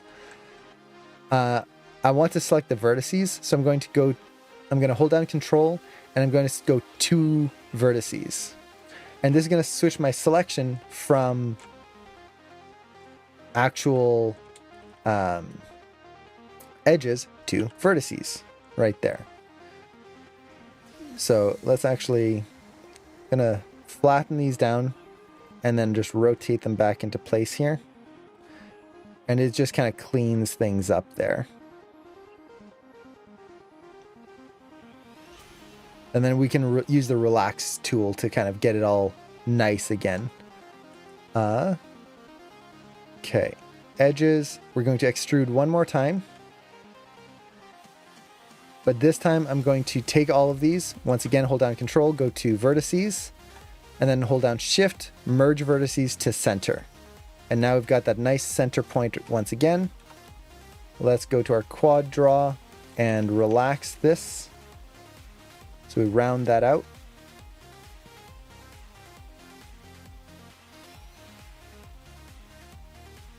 There we go. So we've cleaned up that edge a little bit.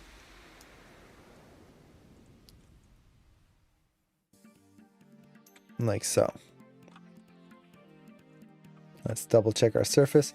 Now you'll notice that there's some pinching here. This is the reason why we don't want those poles right at the top. It's going to mess up our surfaces. Poles are a pain. But at least for now, the reason we've done this is that it's going to give us a little bit more control over that cap. And I think I could add one more loop here. So what I'm going to do is I'm going to take this edge, use the slide tool, and oops, slide edge right there.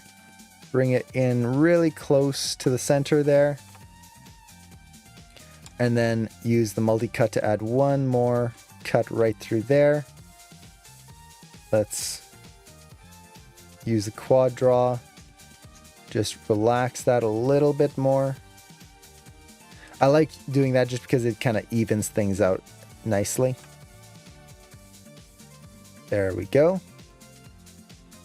Okay, so we tighten this up here so that when we add the button, it's going to hide things. So with that, we've got this. Now you'll see the top is kind of distorting again. That's not what we want. But for now, it's going to be okay. So let's take our seams and see what happens now when we add that in. So we've got a seam here, a seam here, one right there, and then one right there, I believe, is the other one. No, this one. There we go. Double check. Good. So let's bevel these edges right there. And you'll see the end is now much sharper there. So that's good. But we've still got this problem of tries and all of this stuff. So this is going to have to be cleaned up. But cleaning up is actually not going to be so bad, because essentially all we need to do is delete some edges. So for example, if I delete these edges right here, look at that. Quads. Done. Just like that. And honestly, I could just delete these edges and that would give me the same thing. So just by going through now and deleting these, I now have everything as quads, except for this very cap here, which is an n-gon. Now in this case, because the cap is going to be very covered and nothing's going to affect this point right here, that's actually not too bad. I'm not worried about that. If this was somewhere in the center, I would want to readdress that point right there. But that gives us that nice connection right through here. Now you'll notice that we're still getting a little distortion right here at the top, right through there. I could try to fix this, but in a way I actually kind of like it, because it creates the feeling that the material is being pulled up and bunched right there without me having to do much. So it actually kind of works for the cap feeling that I want. If this was supposed to be really nice and smooth, what I would do is I would delete edges further out here. So for example, delete all these edges and maybe even these ones here. Delete edges, and then that should start to soften that up, and then I can use the relax tool or move things around to clean that up, and it's still quads right through there. So it really just depends on what you're going for. For me, it actually kind of works in my favor here. So now what I can do is I could bevel this and kind of get that in, but there's something that's going to happen now. Notice how the seam is much thinner here than it is over here. See how that widens out quite a bit there? That's potentially going to cause issues when I try to create that nice thin seam, because it's going to look weird. So if you do notice that, essentially what you need is a little bit more detail. Now what I could do is I could bevel this once again, and that'll hold that a little bit closer. See how we still keep that edge that's right in there. So that could work, but this also kind of can lead to some weirdness. Let's actually see. We'll give it a try. So bevel, and then soften. Not bad. It actually kind of, even without extruding, we get that nice shape right in there. So we'll do that. And this is just going to maintain that nice uniform thinness all the way through right there. Now, I have to make a choice. Do I add the thickness first, or do I add the cut first? And if you actually look at the hat, so again, I've got a hat, that theme rolls through and around, because essentially the cap is folded in on the edge, the material is folded in and kind of wraps around in there. So if I add that seam and then extrude it, it's actually not going to be quite right.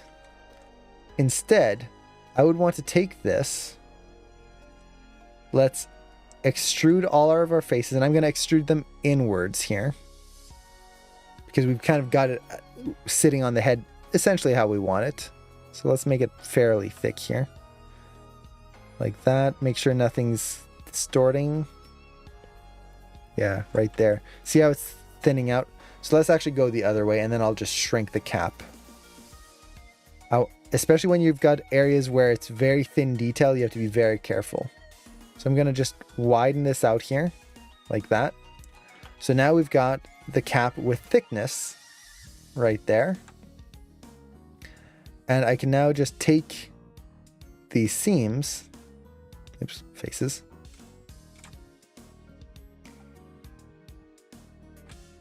there, and then the back. Extrude once again, push this in, and now we've got the edge that wraps around and inside. Now you'll notice that goes all the way to the top. If you look at the hat, that's not how it's shaped. So what do we do here? Well, we've got a few choices. It depends on how we want to approach this. So now that we've added that thickness and we've got it wrapping around, let's kind of go here. Essentially, what is happening is that it doesn't wrap all the way around. What I kind of want, let's see if I can do this here. Yeah, I can take this whole edge loop, and again, this is where that topology and edge flow is very important. And I could extrude this once more right here. Boop. Right there. And this edge is that material from the outside wrapping up and around. And then the rest should just be the inside of the cap, which is the other stitching. So I would want to simplify the geometry right here. So let's actually do this. Now, to do this properly, I kind of want to hold the edge of the cap a little bit more. So I'm going to use the multi-cut tool, add a cut right there and right here. This is just going to help hold the edge. And then right here, I'm going to take these vertices on this inside edge there, and I'm essentially going to take all of these and then just merge them together. So merge like that. And this is going to simplify the amount of detail going up to the top right through there. So just trying to make sure that nothing else is going to cause issues with that. Just thinking. Should be fine.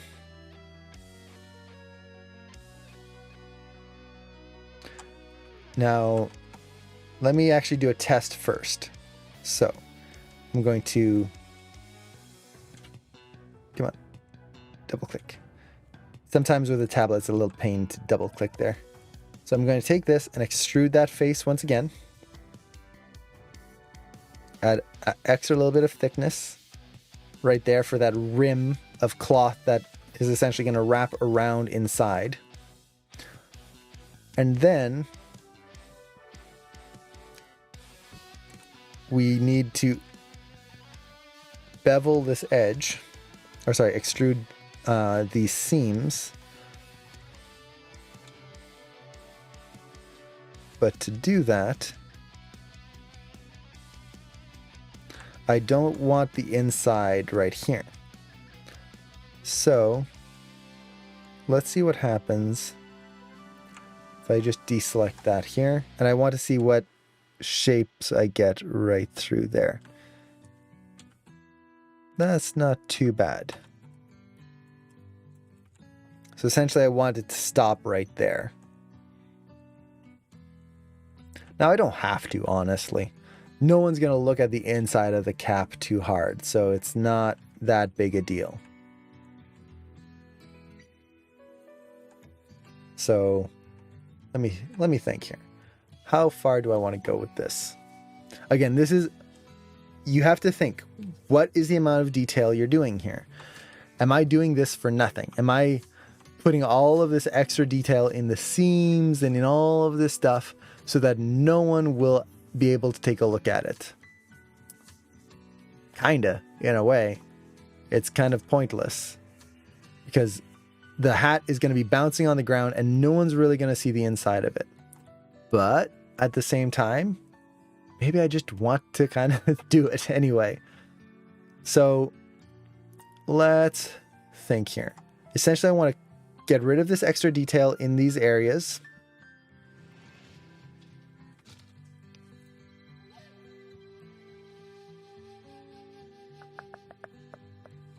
And the best way to do that without causing issues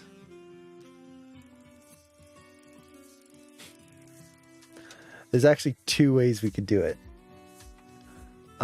Because we've got this seam here,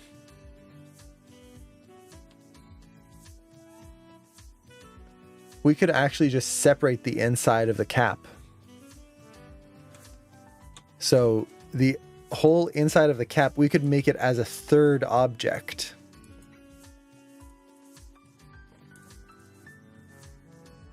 Because really it doesn't need to be connected.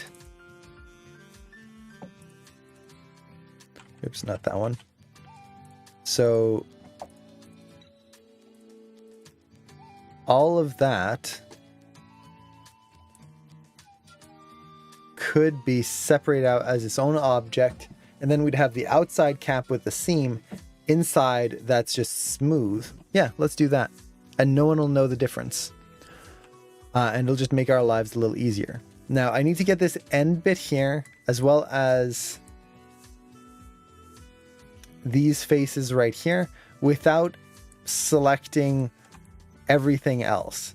That can kind of be a pain, depending on how you're trying to select things. So a tool that's very helpful is this. This is the paint selection tool. If you select that, you can just actually paint in your selection. Just draw over top and select things. Boop, right there. Boop, right there. And everything's selected for me. And I'm just going to hold down Shift and then extract faces right there. Now we've got this piece. Ooh, and it looks like I missed some. So undo. Back to our selection. Go back to our paint selection tool. Make sure I get that. Boop, right there. And actually make sure I get the back here again. Just double check. Okay. Extract faces. And now we've got the outside edge right there. And then the inside edge right here. There we go. And what this means is I can now take that inside edge or inside section right there, right here, and just get rid of all of this extra detail. Now, how do I do this quickly? Because we've got all of these vertices that are right next to each other. Well, what I could do is I'm going to select all of these edges right here that are all bunched up next to each other.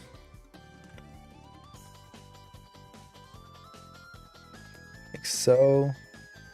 Make sure I get all of them. Like that.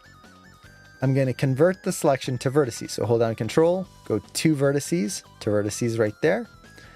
And then I'm just going to merge vertices and increase the distance threshold until, boop, they all merge together. Done. Nice and clean. So now let's actually look through here. At the top, we're getting our tries back. No, actually, we're good here. 1, 2, 3, 4. Good. So we're still good there at the top. We could probably smooth it out a little bit, but again, inside of the cap, no one's going to really look that close to it. So we've got that there. Just to be safe, what I could do is take this edge and I'm going to extrude it down just a little bit more so that it essentially sinks below the edge right here. And this just kind of ensures that it's always hidden. It overlays the two. There we go. So now we've got that inside cap that's nice and smooth compared to the outside cap. And now we can take our outside cap. And there is one issue that I'll point out here in just a second. It's not a big issue, but something we have to pay attention to. Take this, all of these here. Okay. It's going through the whole way. Let's extrude that in ever so slightly. There we go. Now you have that nice connection right through there. And it feels like it's now a surface that is wrapped around, and then we've got that inner surface as well. There we go. So we're getting there. Now you'll notice that this corner is still a little too round here. To deal with this, there's a few different ways we could do it.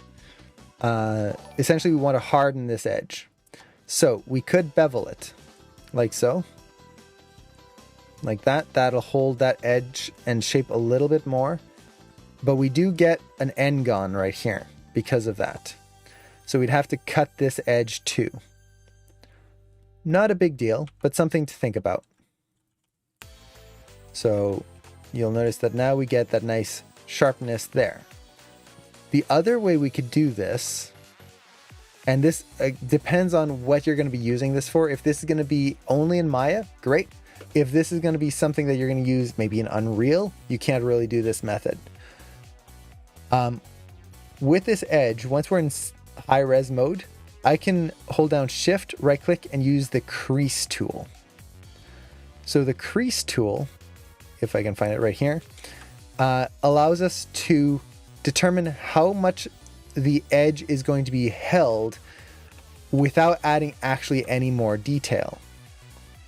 So you can see now this edge looks sharper here, but we actually haven't added any more detail. Maya is just going, don't smooth it nearly as much as you would do normally. And there we go. So we could do that. It's really up to what you want and what you're going to be using this for. In my case, I really don't want to have to add more detail where I don't need it. So the crease tool right here is going to be perfect. This is also how we could have maybe held these edges a little bit more without having to add a ton of extra bevels, but just a different way of doing it. I try not to use the crease tool all that often, simply because it, how to put it, it can, it's not reliable. Let me put it that way. And what I mean by it's not reliable is it only works in Maya. It's a Maya specific feature. So if I was to export this hat now into a different program, Blender, for example, anything else, that crease is not going to hold. It's going to kind of revert back to what it was before. Now the areas that we have to watch out for is right here. You'll see that bevel, it's causing an issue. So I just have to kind of pull this in here a little bit more. So we have to do a little bit of shaping where the softness is kind of causing some intersection, but that's not a bad thing. Right there, just a little bit. There we go.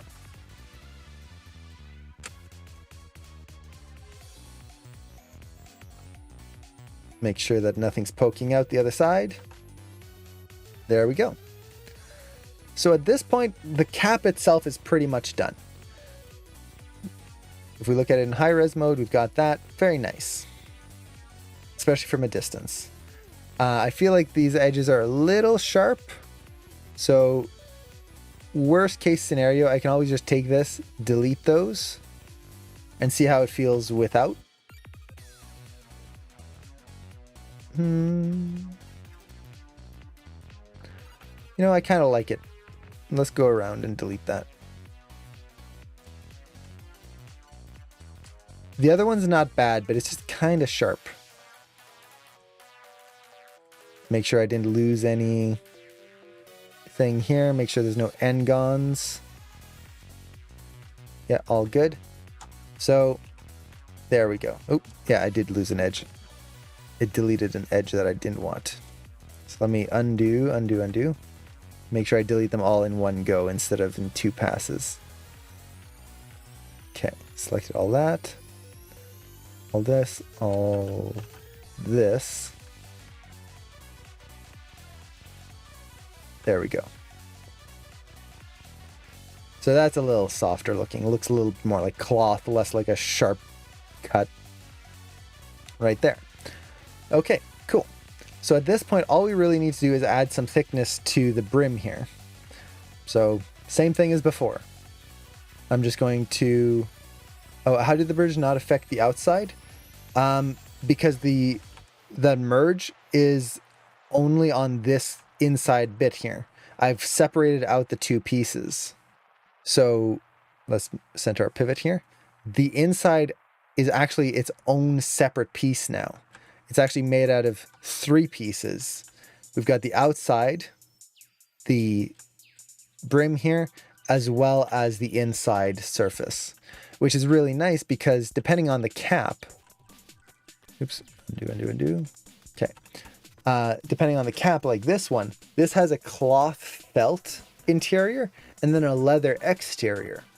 When I go into Substance Painter, this is going to be super easy to do because I could just add a leather material on here, on this outside edge, and like a cloth felt on this, and you're going to feel that nice wrap around, and it's going to have this nice like edge that wraps over. It's going to feel really nice.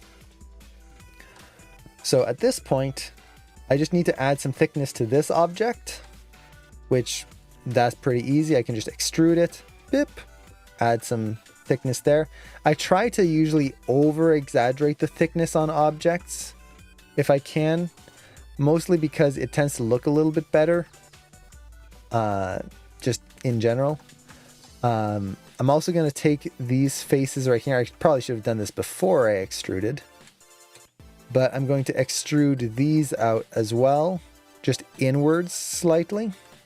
And let's actually do this just straight. So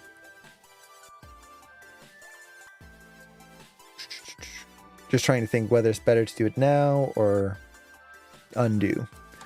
Well, we'll do it now.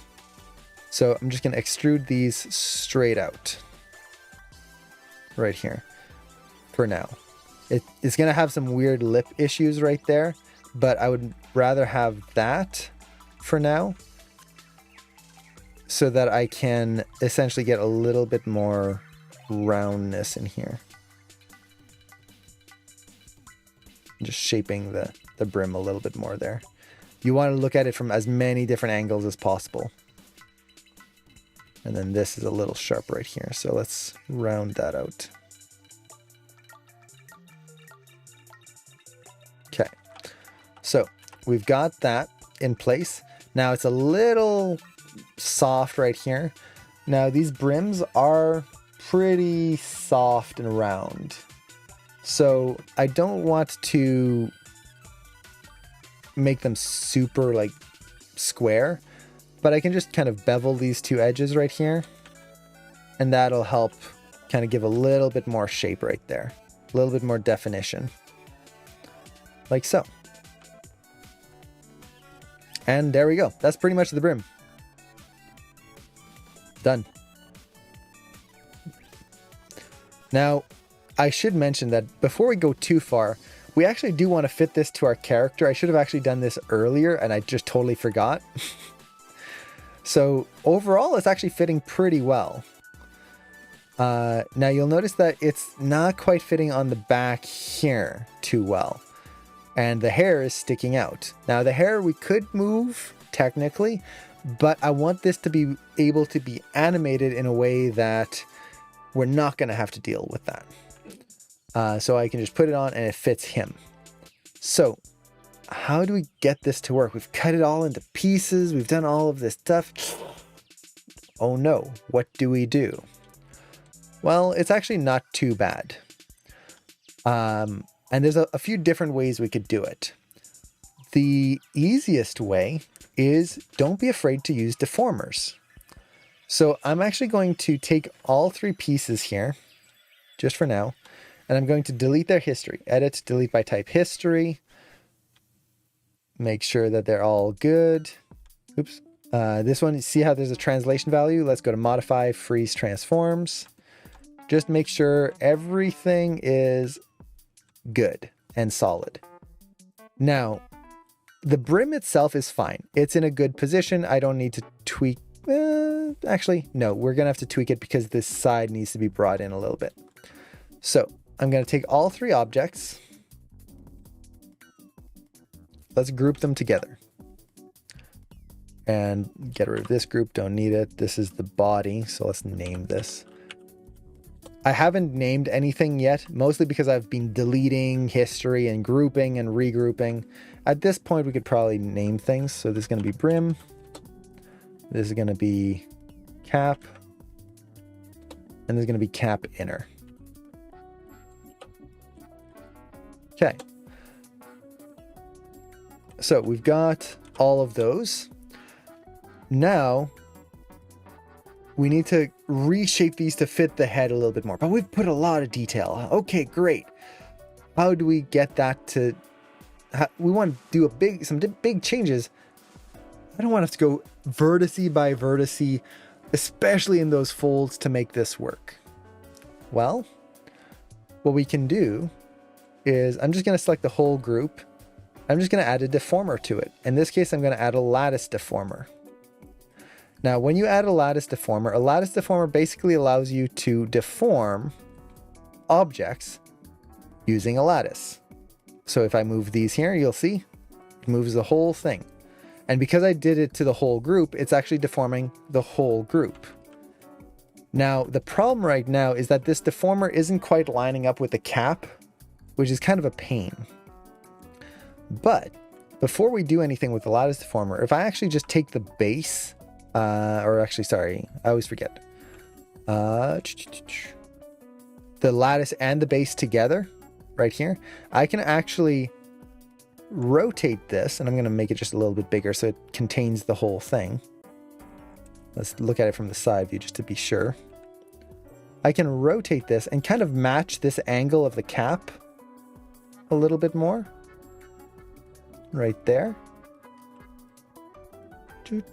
Make that a little bit bigger. We can narrow this down a little bit more. So something like that.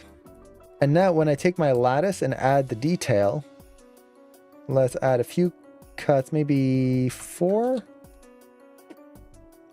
That should be enough. And then we need a few on the side here from the front. So maybe I want a center one. So maybe 5, something like that. And then from the front, let's do 7. Yeah, that's probably a little too much. 5, maybe 4. I don't want too much because the more I have, the more I might get some distortions. So with this, I can now take my lattice points and just kind of move these in a little bit. So for example, this point right here, and we've got symmetry turned on, so it'll do both sides. Beep, bring that in. I can shape it to match the side of his head. Pull this out a little bit so the hair doesn't get covered. And then just kind of round that out a little bit. Now you'll notice I'm starting to get a kind of a weird shape right here. So we can start to just kind of shape things a little bit right around there. And it's going to take a little bit. Just be careful. And I'm going to do it roughly first. Let's actually take the top one here. Okay, that's going to help. There. Okay, that's starting to get us that hair there kind of hidden. And I'm trying to be careful with this. I don't want to just pull this out because I might get some weird distortions. But as long as I'm close enough. So something like that. I could maybe take that front edge of the cap and flatten it out just a little bit by doing something like this. If I want to. Let's look at the inner cap here. Make sure it's actually pressed against his head. Because one thing I noticed was the back, as you can see here, is definitely not near his head anymore. As we were modeling it, somehow it got pulled in a way that is not quite matching the character. So I can just kind of pull this in right here. Right there. Take this one, pull that in there. Kind of shape that. I feel like this could be a little rounder. So this is where you want to make sure you have the right amount of detail for this. If you don't have enough, you're not going to be able to shape it correctly. If you have too much, you're going to start getting some weirdness just overall. Okay. There's a little bit of a gap here, which is going to be the best point for this. Probably a little bit of this one and a little bit of this one. Symmetry is really nice to have at this point. Now you'll notice that I'm also kind of cutting through the body all the time. Keep in mind, this is the body shape that we did. I don't need to keep the body part. We're only dealing with the head. So I'm just going to delete this whole edge loop right here. And actually, let's go a little higher. Make sure we grab a whole edge loop right here. Delete. Select the body, delete that. There we go.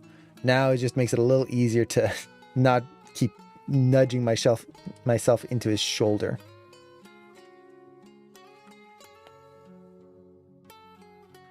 So, which one do I want?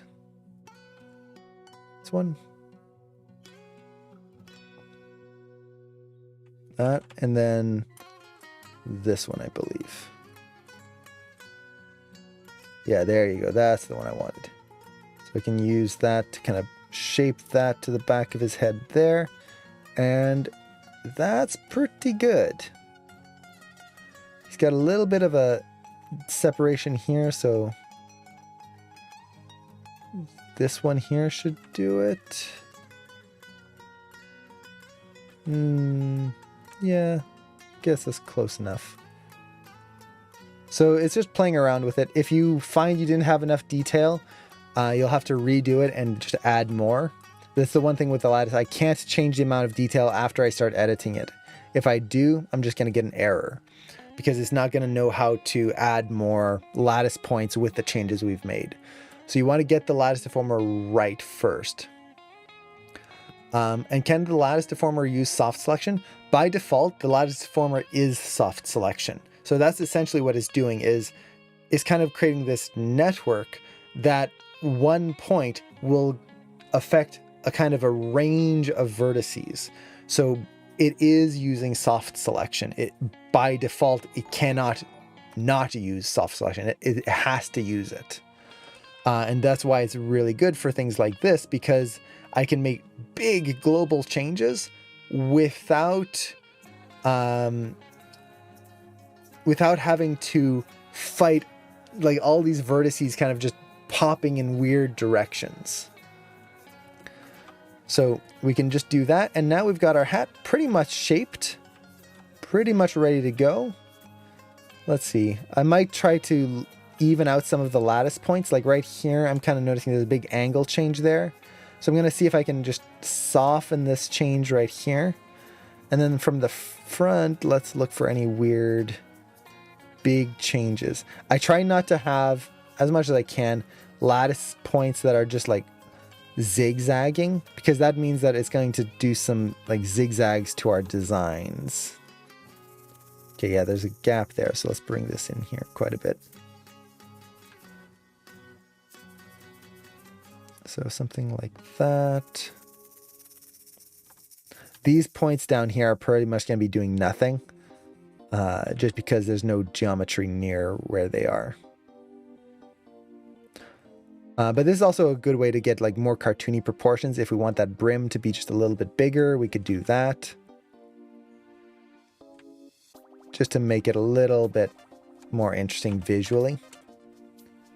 And then let's say, yeah, we're good. I could keep playing around with this and getting all these tiny details. Okay, we're done with this now.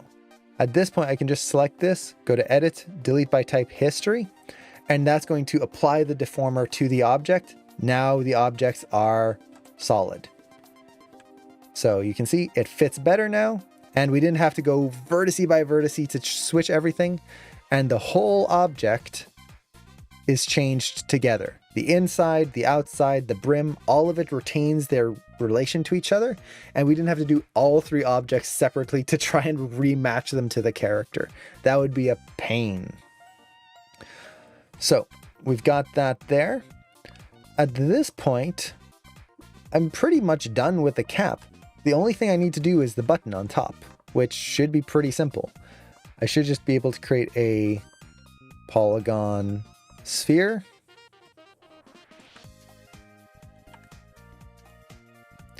The amount of detail here, I'm going to lower it down, probably 12. Yeah, I can always soften it up. I don't want too much detail on this. And then it's essentially just squashed down and then flattened on that bottom edge there. So I'm going to take all of these vertices here and just flatten them out. Something like this. There we go. Maybe a little rounder on the bottom, just a little. There we go. There's the button top there. At this point, I can just place it on the hat right there. Oops. And I want to make it big enough that it just hides the whole top area where we've got that, well, let me pull this out here. This whole area right here. So as long as it kind of just fits right there, no one will know that there's some weird issues with the seams there. So there we go. We've got our cap. Oh, that was easy. That was the easiest part of the whole thing. So there's a name for this. I forget what it is. I'm just going to call it the button. Okay, now we actually aren't quite done. We do have the back here, that strap. Now this really just depends on how we want to do it. We've already been streaming for quite a while here. So I was thinking of potentially showing how I would approach doing a strap. Where's my reference here? A strap like this with all the holes in it and like with this type of design. I don't know if I'll have time for that. It's going to be a lot of interesting design, or how to put it.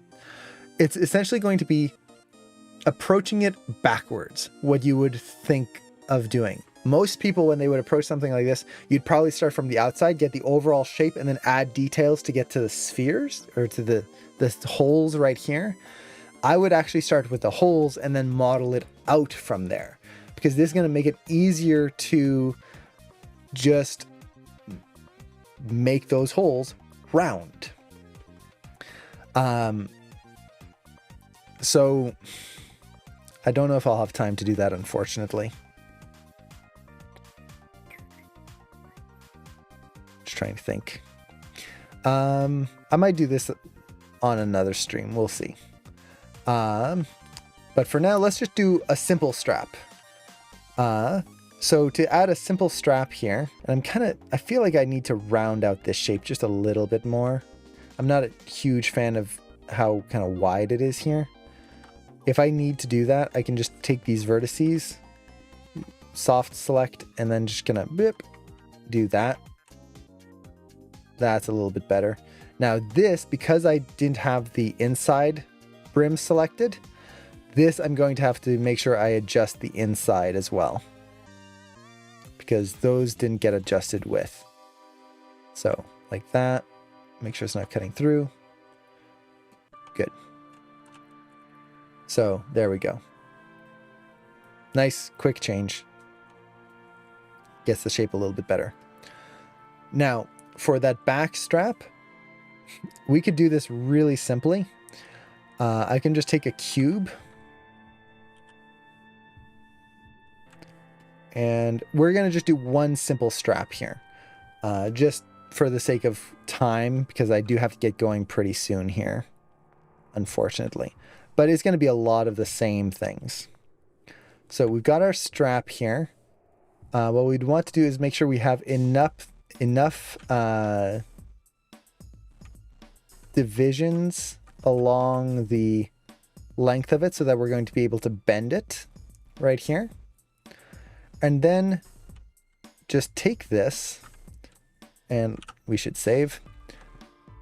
And I could add a lattice deformer, or I could add a bend deformer, one or the other. A lattice deformer is going to get us more control, so that's what I'm going to do here. Let's make sure we have our body in place as well so we can see that. And I'm just going to take this, deform, lattice, and this lattice, because we're applying on a cube, is going to be like 1-to-1. So I want, maybe, actually we don't have any detail there, so that's fine. Let's see. Probably 3 subdivisions this way. Or actually, let's go 5. There we go. That should be enough. And that's really all we need. So I'm going to take my lattice points and just take these, and I can just move them right into place here. Whoop. Let's make sure soft selection is in place. And actually, I should mention, if you talked about soft selection earlier about the actual lattice points, if those use soft selection, yes, they do. So I can use my soft selection on the lattice points if I wanted to. So in this case, I don't really want to do that. So I'm just going to select these lattice points here, bring those in. And by using a lattice instead of the vertices, what I'm essentially doing is making sure that it gets a nice curve to the object. Because the lattice points are going to bend and deform the object a little bit more. Now, you don't have to do this. You could have started with a flat plane and then just extruded like we'd done before. This is just a different way of doing it. So there's no one way of doing any of this kind of stuff. Let's just stick it right in there. There we go. Now I kind of want to round it out this way as well. So let's kind of do that as well. Something like that. And maybe make it a little thicker. Okay. So we've got that shape in there. Let's go to our object, edit, delete by type, history. There we go. Now we can just take this, take our edges, and let's make sure we get all of them. Right there. Actually, I'm just going to select all of it like that and then deselect the edges I don't want.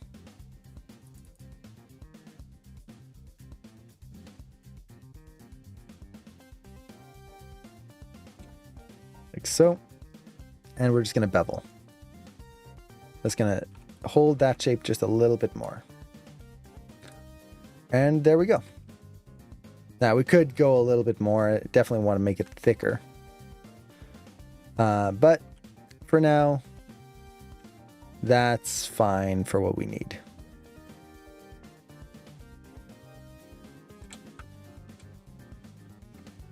Honestly, at this point, it's just more of the same.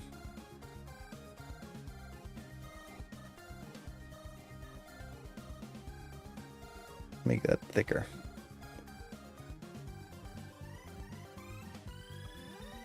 There we go. That's a little better. So we've got our cap. At this point, the next thing that I would want to do is just double check that everything is working, that everything kind of has the style I want. I kind of feel like it's a little round here. See how it's kind of getting this bubble shape? I would probably want to sharpen that a little bit more.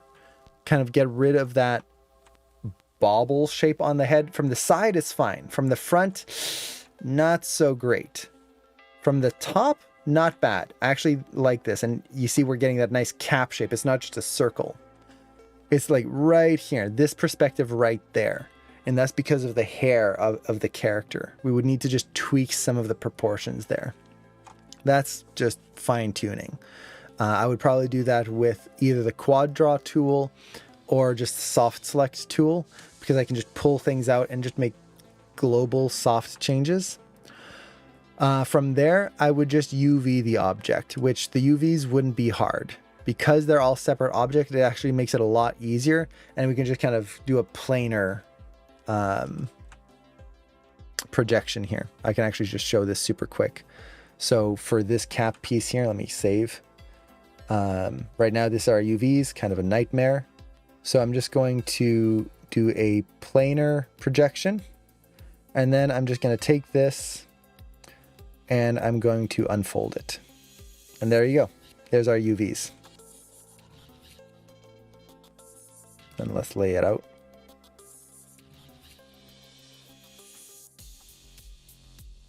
So that's pretty much it.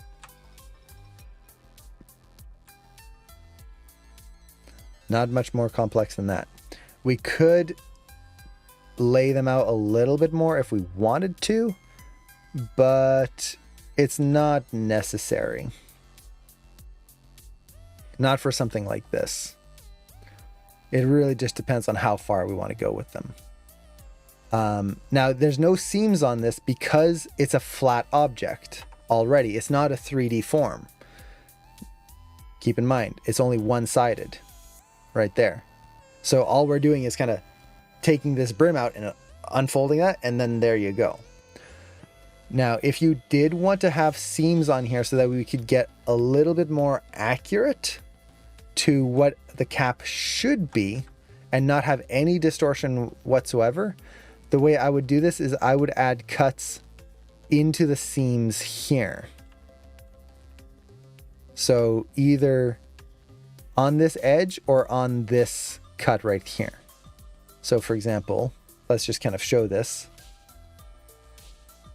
If I cut the object, is that all the edges right there? I think they are.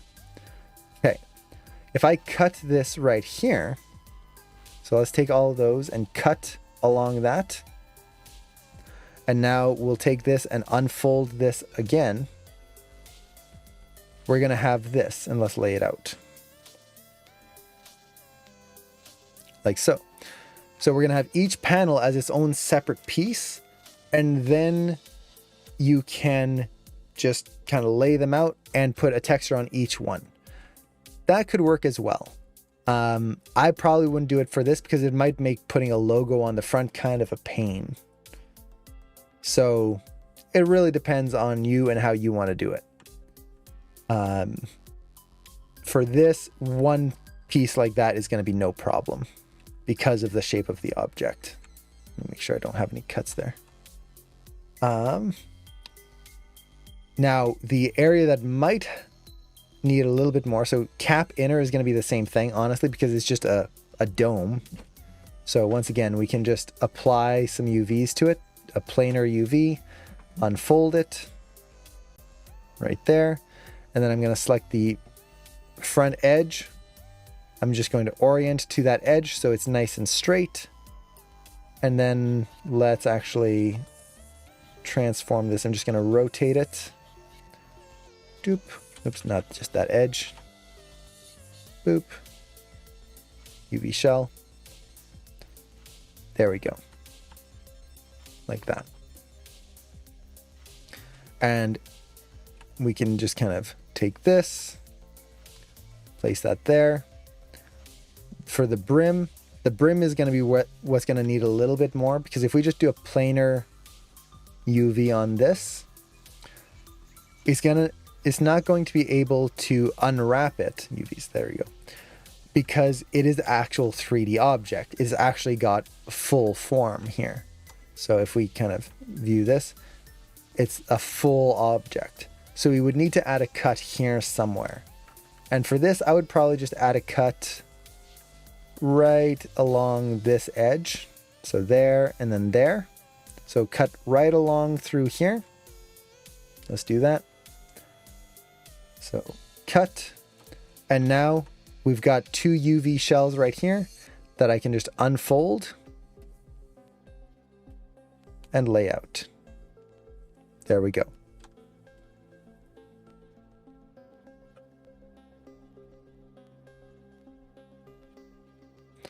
So we've got that. There you go. So simple objects like this, UVing is actually not too bad. The button on top, it's already got its UVs because, well, it was just a sphere that we created. But if I did want to UV this as well, I would do the same thing. I would cut right here. So let's actually, I always like to do a planar UV first because it just creates one solid thing without any seams. And then I'll add a cut right here. So cut that. Now I can just use my UV shells here and we'll unfold those. There we go. And then orient them and lay them out. Done. So there we go. It's really just knowing where you can cut your object. That's the important bit. So we've got that. So we can now just take all of this.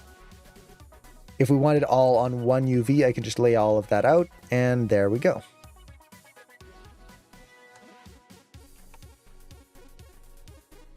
Now, I don't know if I would all do it on one.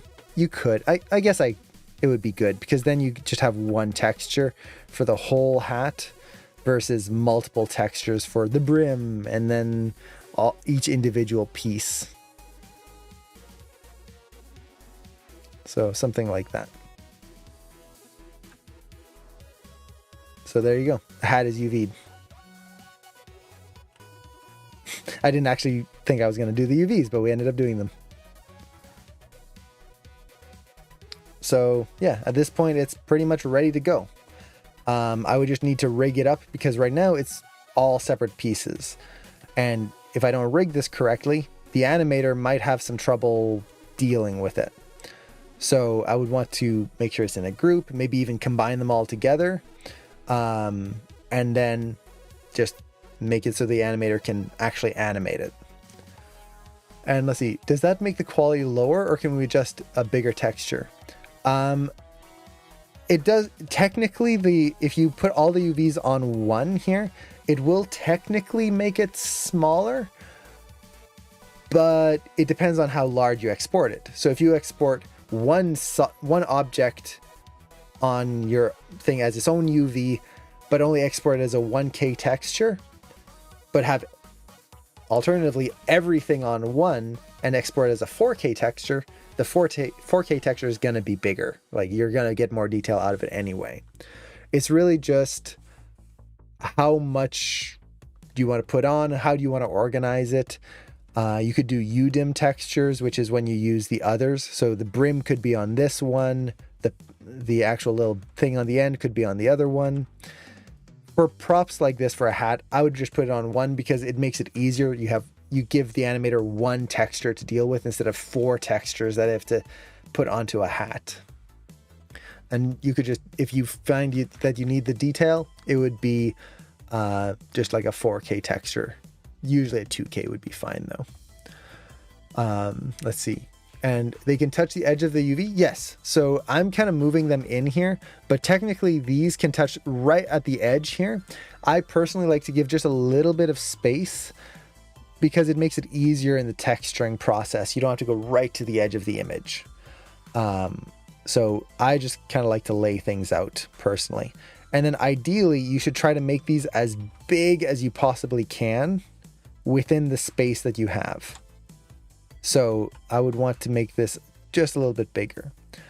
Technically what you can do is if you go to, let's see, where is it?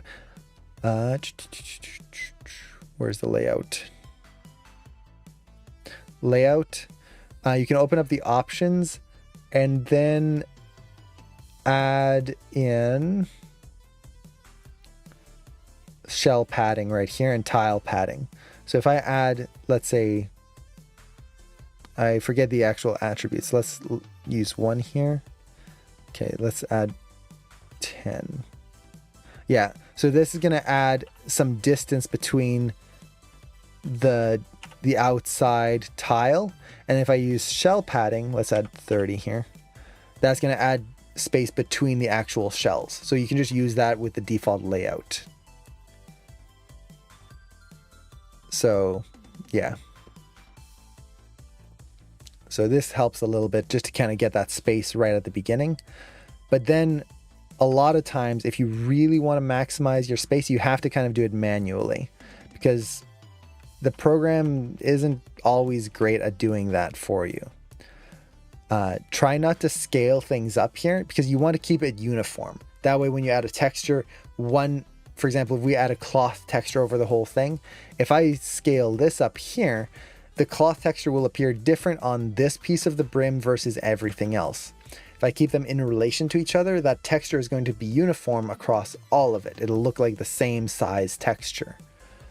So I don't want to scale this, but I could start to bring these around, rotate them if I want to, and try to fit them together in a way that maximizes the space. So for example, this button here can just fit right in there if I wanted to.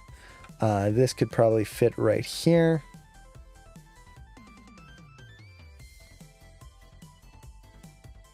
And I'm just trying to get this as tight as I can. Let's actually move these out of the way for now. Like so. So that I can now take all of this and scale it up as big as I possibly can within this. And that's just going to maximize the amount of detail that I get out of my texture.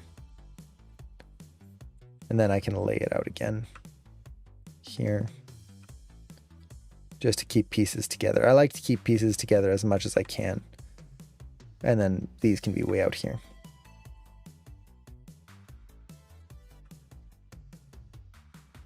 I wonder if I could scale it just a little bit more. So laying things out and organizing them is a skill, and a good layout or a good UV artist is going to lay these out in a way that just maximizes everything while still keeps everything nice and organized. I think actually if I move this, if I was to rotate the brim, or actually if I put the brim up here, I should be able to match that curvature a little bit more, because it curves up with that. And then just, scale. Make that a little bit bigger. So something like that. So maximizing my space. There we go. So yeah, if you got your UVs and they're just like this, you're wasting space. You need to make them bigger, make them fit that 1-to-1 as much as you can. It'll just get you a higher resolution. Same as the baseball bat? Yeah. So the rig would be the same as the baseball bat. It would probably, in this case, I would do a simpler rig. It would basically just move the hat, maybe a little control on the brim. And then the hat will need to deform, but I could do that with a lattice deformer or something else as I'm animating versus trying to rig that into the hat.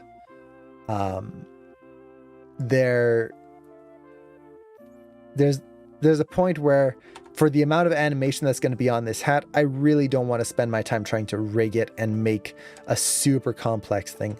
I just realized this. I forgot to sharpen this edge here. See how soft that looks? Ugh. I don't like that.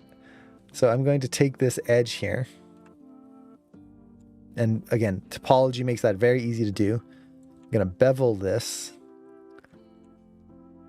See how that feels. That's better. I knew I was forgetting something. That feels better. If it's a little too much, I can always take that bevel fraction, just up it a little bit. There we go. Now I'm starting to get this edge here. See how we feel that edge there? That's because something happened with that bevel. So it's causing that to show a little bit more. So if I'm getting that, maybe I'll remove that bevel. And instead, this is one of those things. You can always try different methods. Instead of beveling it, I'm going to just insert an edge loop. So multi-cut, and I'm just going to add a cut right along here. So it'll do the same thing. There we go. A little too sharp. So undo. Let's add that again. Or I could have used the slide edge tool. That's better. I want it soft because it's supposed to be cloth. Since we're here, we can just texture it. It actually wouldn't take too long to texture, honestly. I would just need to export this and bring this into Substance Painter. Now, I'm not going to do it here, but I could show a little bit of it. And just to answer the other question before I forget, may I ask a question? What is phrasing in animation? Phrasing in animation, I will say this right away. Every animator has different versions of what they mean by phrasing, and studios are as well. If you go to one studio, what they mean by phrasing might be different. Typically, phrasing means how do you...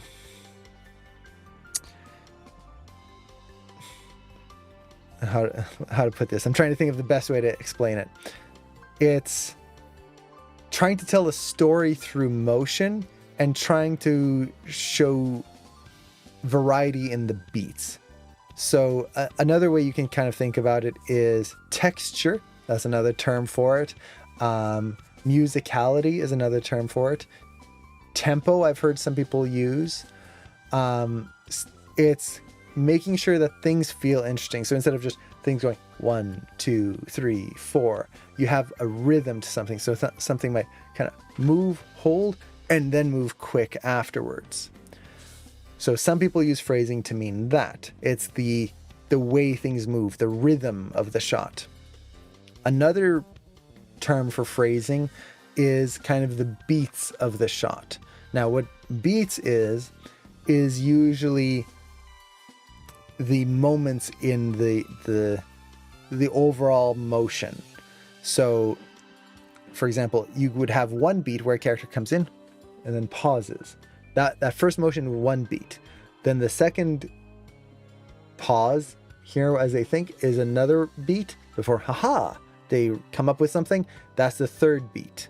So you can think of it in that way. It's the different moments. So if you have to push your phrasing, it could sometimes mean that it's your overall moments are kind of just blending in together and there's no individuality to them. It's just kind of like move over, aha, versus like they're here, go over, oh, and you have those three individual kind of feelings to those. So hopefully that helps a little bit. If you have a context of what you mean, like larger context in phrasing, let me know and we can kind of explore that. I definitely need to shape this. I feel like this scene here is kind of going a little too far forward. Honestly, all I would have to do is take my soft selection and just kind of go rip like that and shape it a little bit like so. And that'll help round that out. But I'm going to do that later because that's going to require just a little bit of finesse right there. So at this point, it's, yeah, definitely too round here. And that's because of his hair. But it's not too bad. So let's say I need to actually UV this hat now. You could do it in here. Or sorry, not UV, texture it. You could do it right in here. I would do it in something like Substance Painter. So I would export the selection here as an FBX file. Let's do it right on the desktop. We'll call it cap. Okay. Open Substance Painter.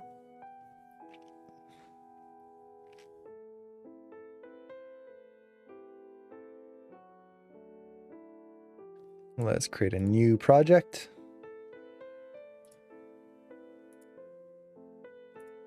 Select our file. Okay. And there's our hat. Now it's in the low res version. That's fine. If I wanted to bring in the high res, I actually, for the low res, one thing I would do is I would round out this cap. I'm not a fan of how sharp it is here on the low res. I would want to change that. But now with this, I can just take this and add, let's say, we do have a cloth here. I don't have any cloth material in here that I can think of. Iron. Just looking for something that's gonna be close to what we need. We've got stitches. So this is one thing, we'll be able to paint stitches on here, which is gonna be really cool. We could have tried to put the stitches in as geometry, but that definitely reaches a point where there's just no point to it. Like I could see, I don't like that material. I could do it, but we're just increasing the polygon count for no reason. Oh, there you go. Whereas I could just easily, what's the word I'm looking for? Easily just words. Why can't I think? Easily just paint them on. There you go. Wow, that took some while. So we can add the cloth here. Now you'll notice that the cloth is not lining up correctly right here. This is because we've got all of these segments, and technically they are all separate pieces that should be stitched together. And that cloth pattern, let's look at our reference here. Let's see if I can find a good piece of reference, and then we'll go to it. Okay. So you can see here, it's kind of goes from the top and then down, following these panels, because they are all separate panels cut into triangles. So this is where we have to make the choice as the surface artist and UVer. How are we going to do this? I could keep this as a circle right here, just like what we did, and lay this out myself, usually with a circular projection. So something like that, cylindrical or spherical projection. And then I can place that projection on there, and that kind of gets us pretty close to what we need right here.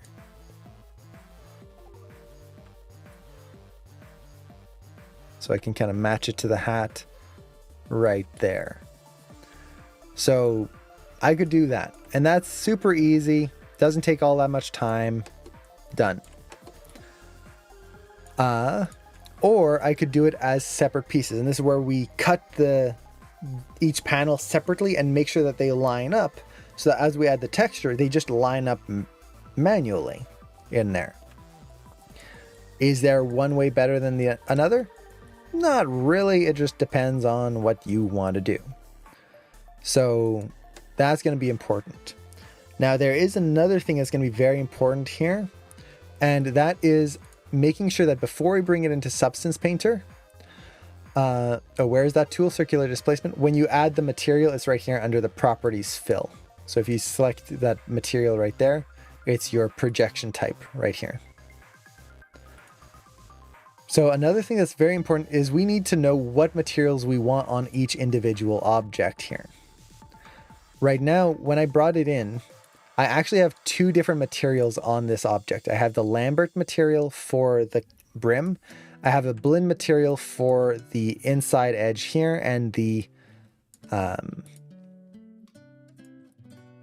inside right there. So this has a Blinn.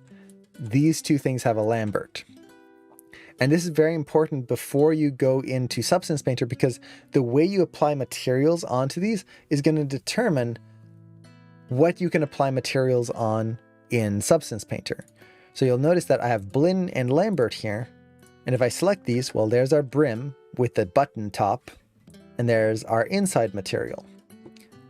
Well, that's not really good. I need to make sure I lay these out with material so that I can bring it into Substance in a way that makes sense. So this can be as easy as just making sure there's a different material on each one. So I'm going to add a Lambert on this one. Let's actually delete the history on it. We'll call this button underscore M for material. Some people put matte. I just use M. We're going to just apply Lamberts on everything. So this is going to be cap M. This, we're going to add a new material, Lambert. This is going to be inner M. And then we're going to add a new Lambert here. And this is going to be our brim M, like that. Okay, so they all have a different material, and you can do this in different ways. With Substance, and for something like this, just having different materials is going to be enough. So once again, let's export these, and we'll do it. Once again, cap, place that. Okay, good. Now, if we go into Substance, let's make a new project, bring in the same object, and we'll just discard that one. Now you'll notice we have each individual piece separate, which now means that I can take my brim and put a material just on that. Take, let's say, let's go with that material there for that one. We'll take a fabric material and put it on this. We put a different one on there, and then a different one on the inner one. Like that. So depending on what you want materials on, it's good to kind of separate it out like that. You don't have to, because you can just mask out sections. So for example, let's say, just as an example, this front edge, these two panels here have to be plastic right there. So let's find a plastic material here. Something like that. I can take the, make sure I don't accidentally change that. Okay, so I'm going to take my cap material here, and I'm going to bring in plastic material now. Put that on top. So there's our plastic. I can now just take this and mask it out. Let's make sure this has a height map on there. So now I can just kind of mask in where I want that plastic to be.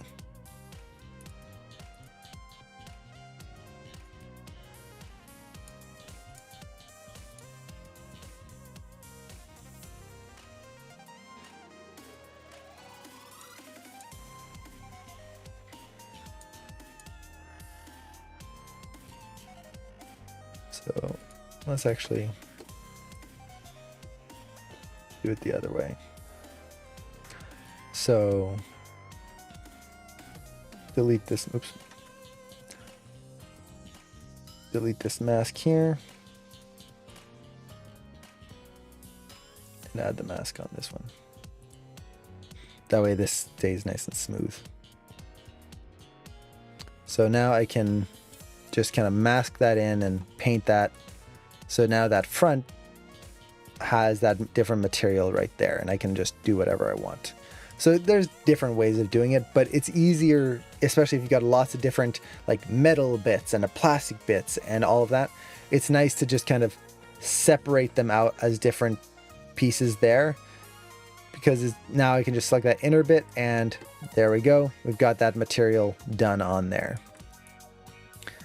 So yeah, at this point we can start to texture it. I'm not going to do that here because that's going to be a whole other thing. And I would want to kind of think of how I want to do it, as well as probably finish my shaping before I do this, especially if I want to do it in depth, especially that corner here. I'm not a fan of that right there. That needs to be much rounder, so that even from a low res version of this cap, we have that visual detail. And essentially what I would want to do is bring this a little closer here and add another edge loop here. So you'll see the difference there. So if I do this and round that out right there, just going to bring this in here like that. You see the difference on both sides? How this one has that nice round shape, probably a little too round, kind of getting a ball shape there, kind of keep that straighter there. Now we've got that versus this, which has that really sharp corner. So the end shape kind of looks very similar in smooth mode, but in low res, this is going to be more interesting. So the animator doesn't have to have that weird, like, sharp edge and only has to look at it in high res to get the actual shape they need. So there's a little bit more to do on this, but at this point we've got our hat. Let me undo here and save. So yeah, I hope that was interesting. It took 4 hours. To be fair, like, if I wasn't explaining this would have probably taken like half an hour to do. It's not all that complex in terms of like the grand scheme of things. It's not like I'm modeling a character or something like that. But we still have a piece that actually works, has nice detail, and essentially we can use in our shot. And it's actually all UV'd and everything too. So, yeah. Now at this point, this is where we can go to the next level if we wanted to. I could take this and export it and bring it into ZBrush. And this is where I could now start adding all the clothing folds and basically add all of these extra details, these levels of divisions, where right now our mesh is at most, let's actually see this here, heads up display, poly count. Our object right here has a total of 10,000 faces, which is actually not too shabby for a hat like that. There's a lot of faces, and that's usually because of that's because I still had something in high res. I was wondering. There you go, 1,000. That makes it a lot more sense. So we're at 1,000 faces right here. 1,100. If I was to bring this into into ZBrush, I could up that into the millions and get details in there that I would never be able to get in Maya. From there, I could take that, export the high-res version, and use it to create a bump map or a normal map on this low-res that will make it look like it's got all of this super amazing detail and folds while still keeping this actual low-res version. It would actually still have only about 1,000 polygons. So that would be another way to do it. And then we could add the textures on top, which would add even more details. So there's a lot of different things we could do here. For this cap, aside from a little bit of shaping and then the texturing, that's really all we'll need. We don't need to bring it into ZBrush for the scene that we're doing. It's just extra for nothing. So yeah. The other thing I feel like is I need to slide this edge right here, and I can do that right now. So I'm going to take this edge, slide. I don't like how close it is right there. That's better. Once again, try to keep your edges somewhat uniform. If you have some really close, some far away, it's going to cause some sharpening effects. And I can actually show that here. Just let's put that as an extreme. I'm going to slide this edge really close here. And it's like, oh yeah, it's fine. It's still round. But when you smooth it out, you're going to see that rim. You can see it right there. See how the light is catching right there? We don't want that. If you make sure your spacing is even on your faces, nice and smooth, buttery smooth. So something to keep in mind. There we go. So with that, I think we can probably call the stream here. It's been about 4 hours. I actually didn't know if I was going to be able to do a 4-hour stream today, but we did it. Yay. So I'll try to finish up this cap on my own time, and I'll probably release it for AM students for the Jules rig. Might as well. Once I get all textured and everything. But yeah, I hope this was interesting. I hope you learned something and got to see a little bit more of the modeling process. It's definitely a lot more complex than the baseball bat, which was essentially add some divisions and scale them. Haha, done. Model complete. I also think I want to change the back end because I'm not a fan of how simple and basic that is. It doesn't match the rest. So I'll probably take some time to make that a little bit better. But yeah, if anyone has more questions on all of this, definitely let me know. I like modeling. It's one of those things that I don't actually get to do that often because most of this time I'm doing animation stuff, just in my work and whatnot. But if people are interested in this kind of stuff, I like it. I like it. It's a fun little side thing. And I actually used to be a modeler before I was an animator, just kind of hobbyist, but I like to do it. So yeah. And are there a lot of props available for students at AM? Yes, there's quite a few.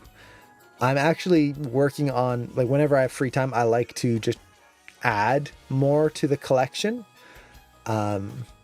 So eventually I'd like to just kind of do a whole suite of new props, but usually that's only in my free time and I don't have too much free time. So the props have kind of stalled out a little bit, but there is quite a few in there. There's vehicles, there's weapons, there's toys, there's all sorts of different things. So yeah, with that, we're going to call it here. I have to get going for work, and I'm glad seeing the workflow for modeling was helpful. I do want to reiterate, one of the biggest things that's going to help with modeling is planning. Just like animation, if you don't plan your model, if you just jump in and go for it, you're going to be fighting your project. You're going to be dealing with more edges and faces than you need. Your edge flow is not going to work correctly. Just taking that time to go, okay, take a step back. How can I make this work? Using the grease pencil tool, drawing over top of your model before just cutting faces into an object and hoping for the best. That is one of those things that helps me a lot, especially when I'm doing complex geometry and like facial topology. Just drawing over it and kind of planning it out where you want your poles to be, where you want your cuts to be, super helpful. And then the quad draw tool, probably my favorite tool ever. I remember the days before the quad draw tool, those sucked. Because when you're doing that kind of modeling, especially faces, and you want to retopologize the face and get the nice edge flow, you just had to like extrude and use the cut tool. We didn't even have the multi-cut back then, and it was a pain. Now you just kind of get your geometry pretty much in place. Quad draw tool, draw over top, make all your edge loops perfect, done, and you're done. It's so much easier. So quad draw tool, one of my personal favorites, especially when you mix that in with the live surface feature, which is that magnet icon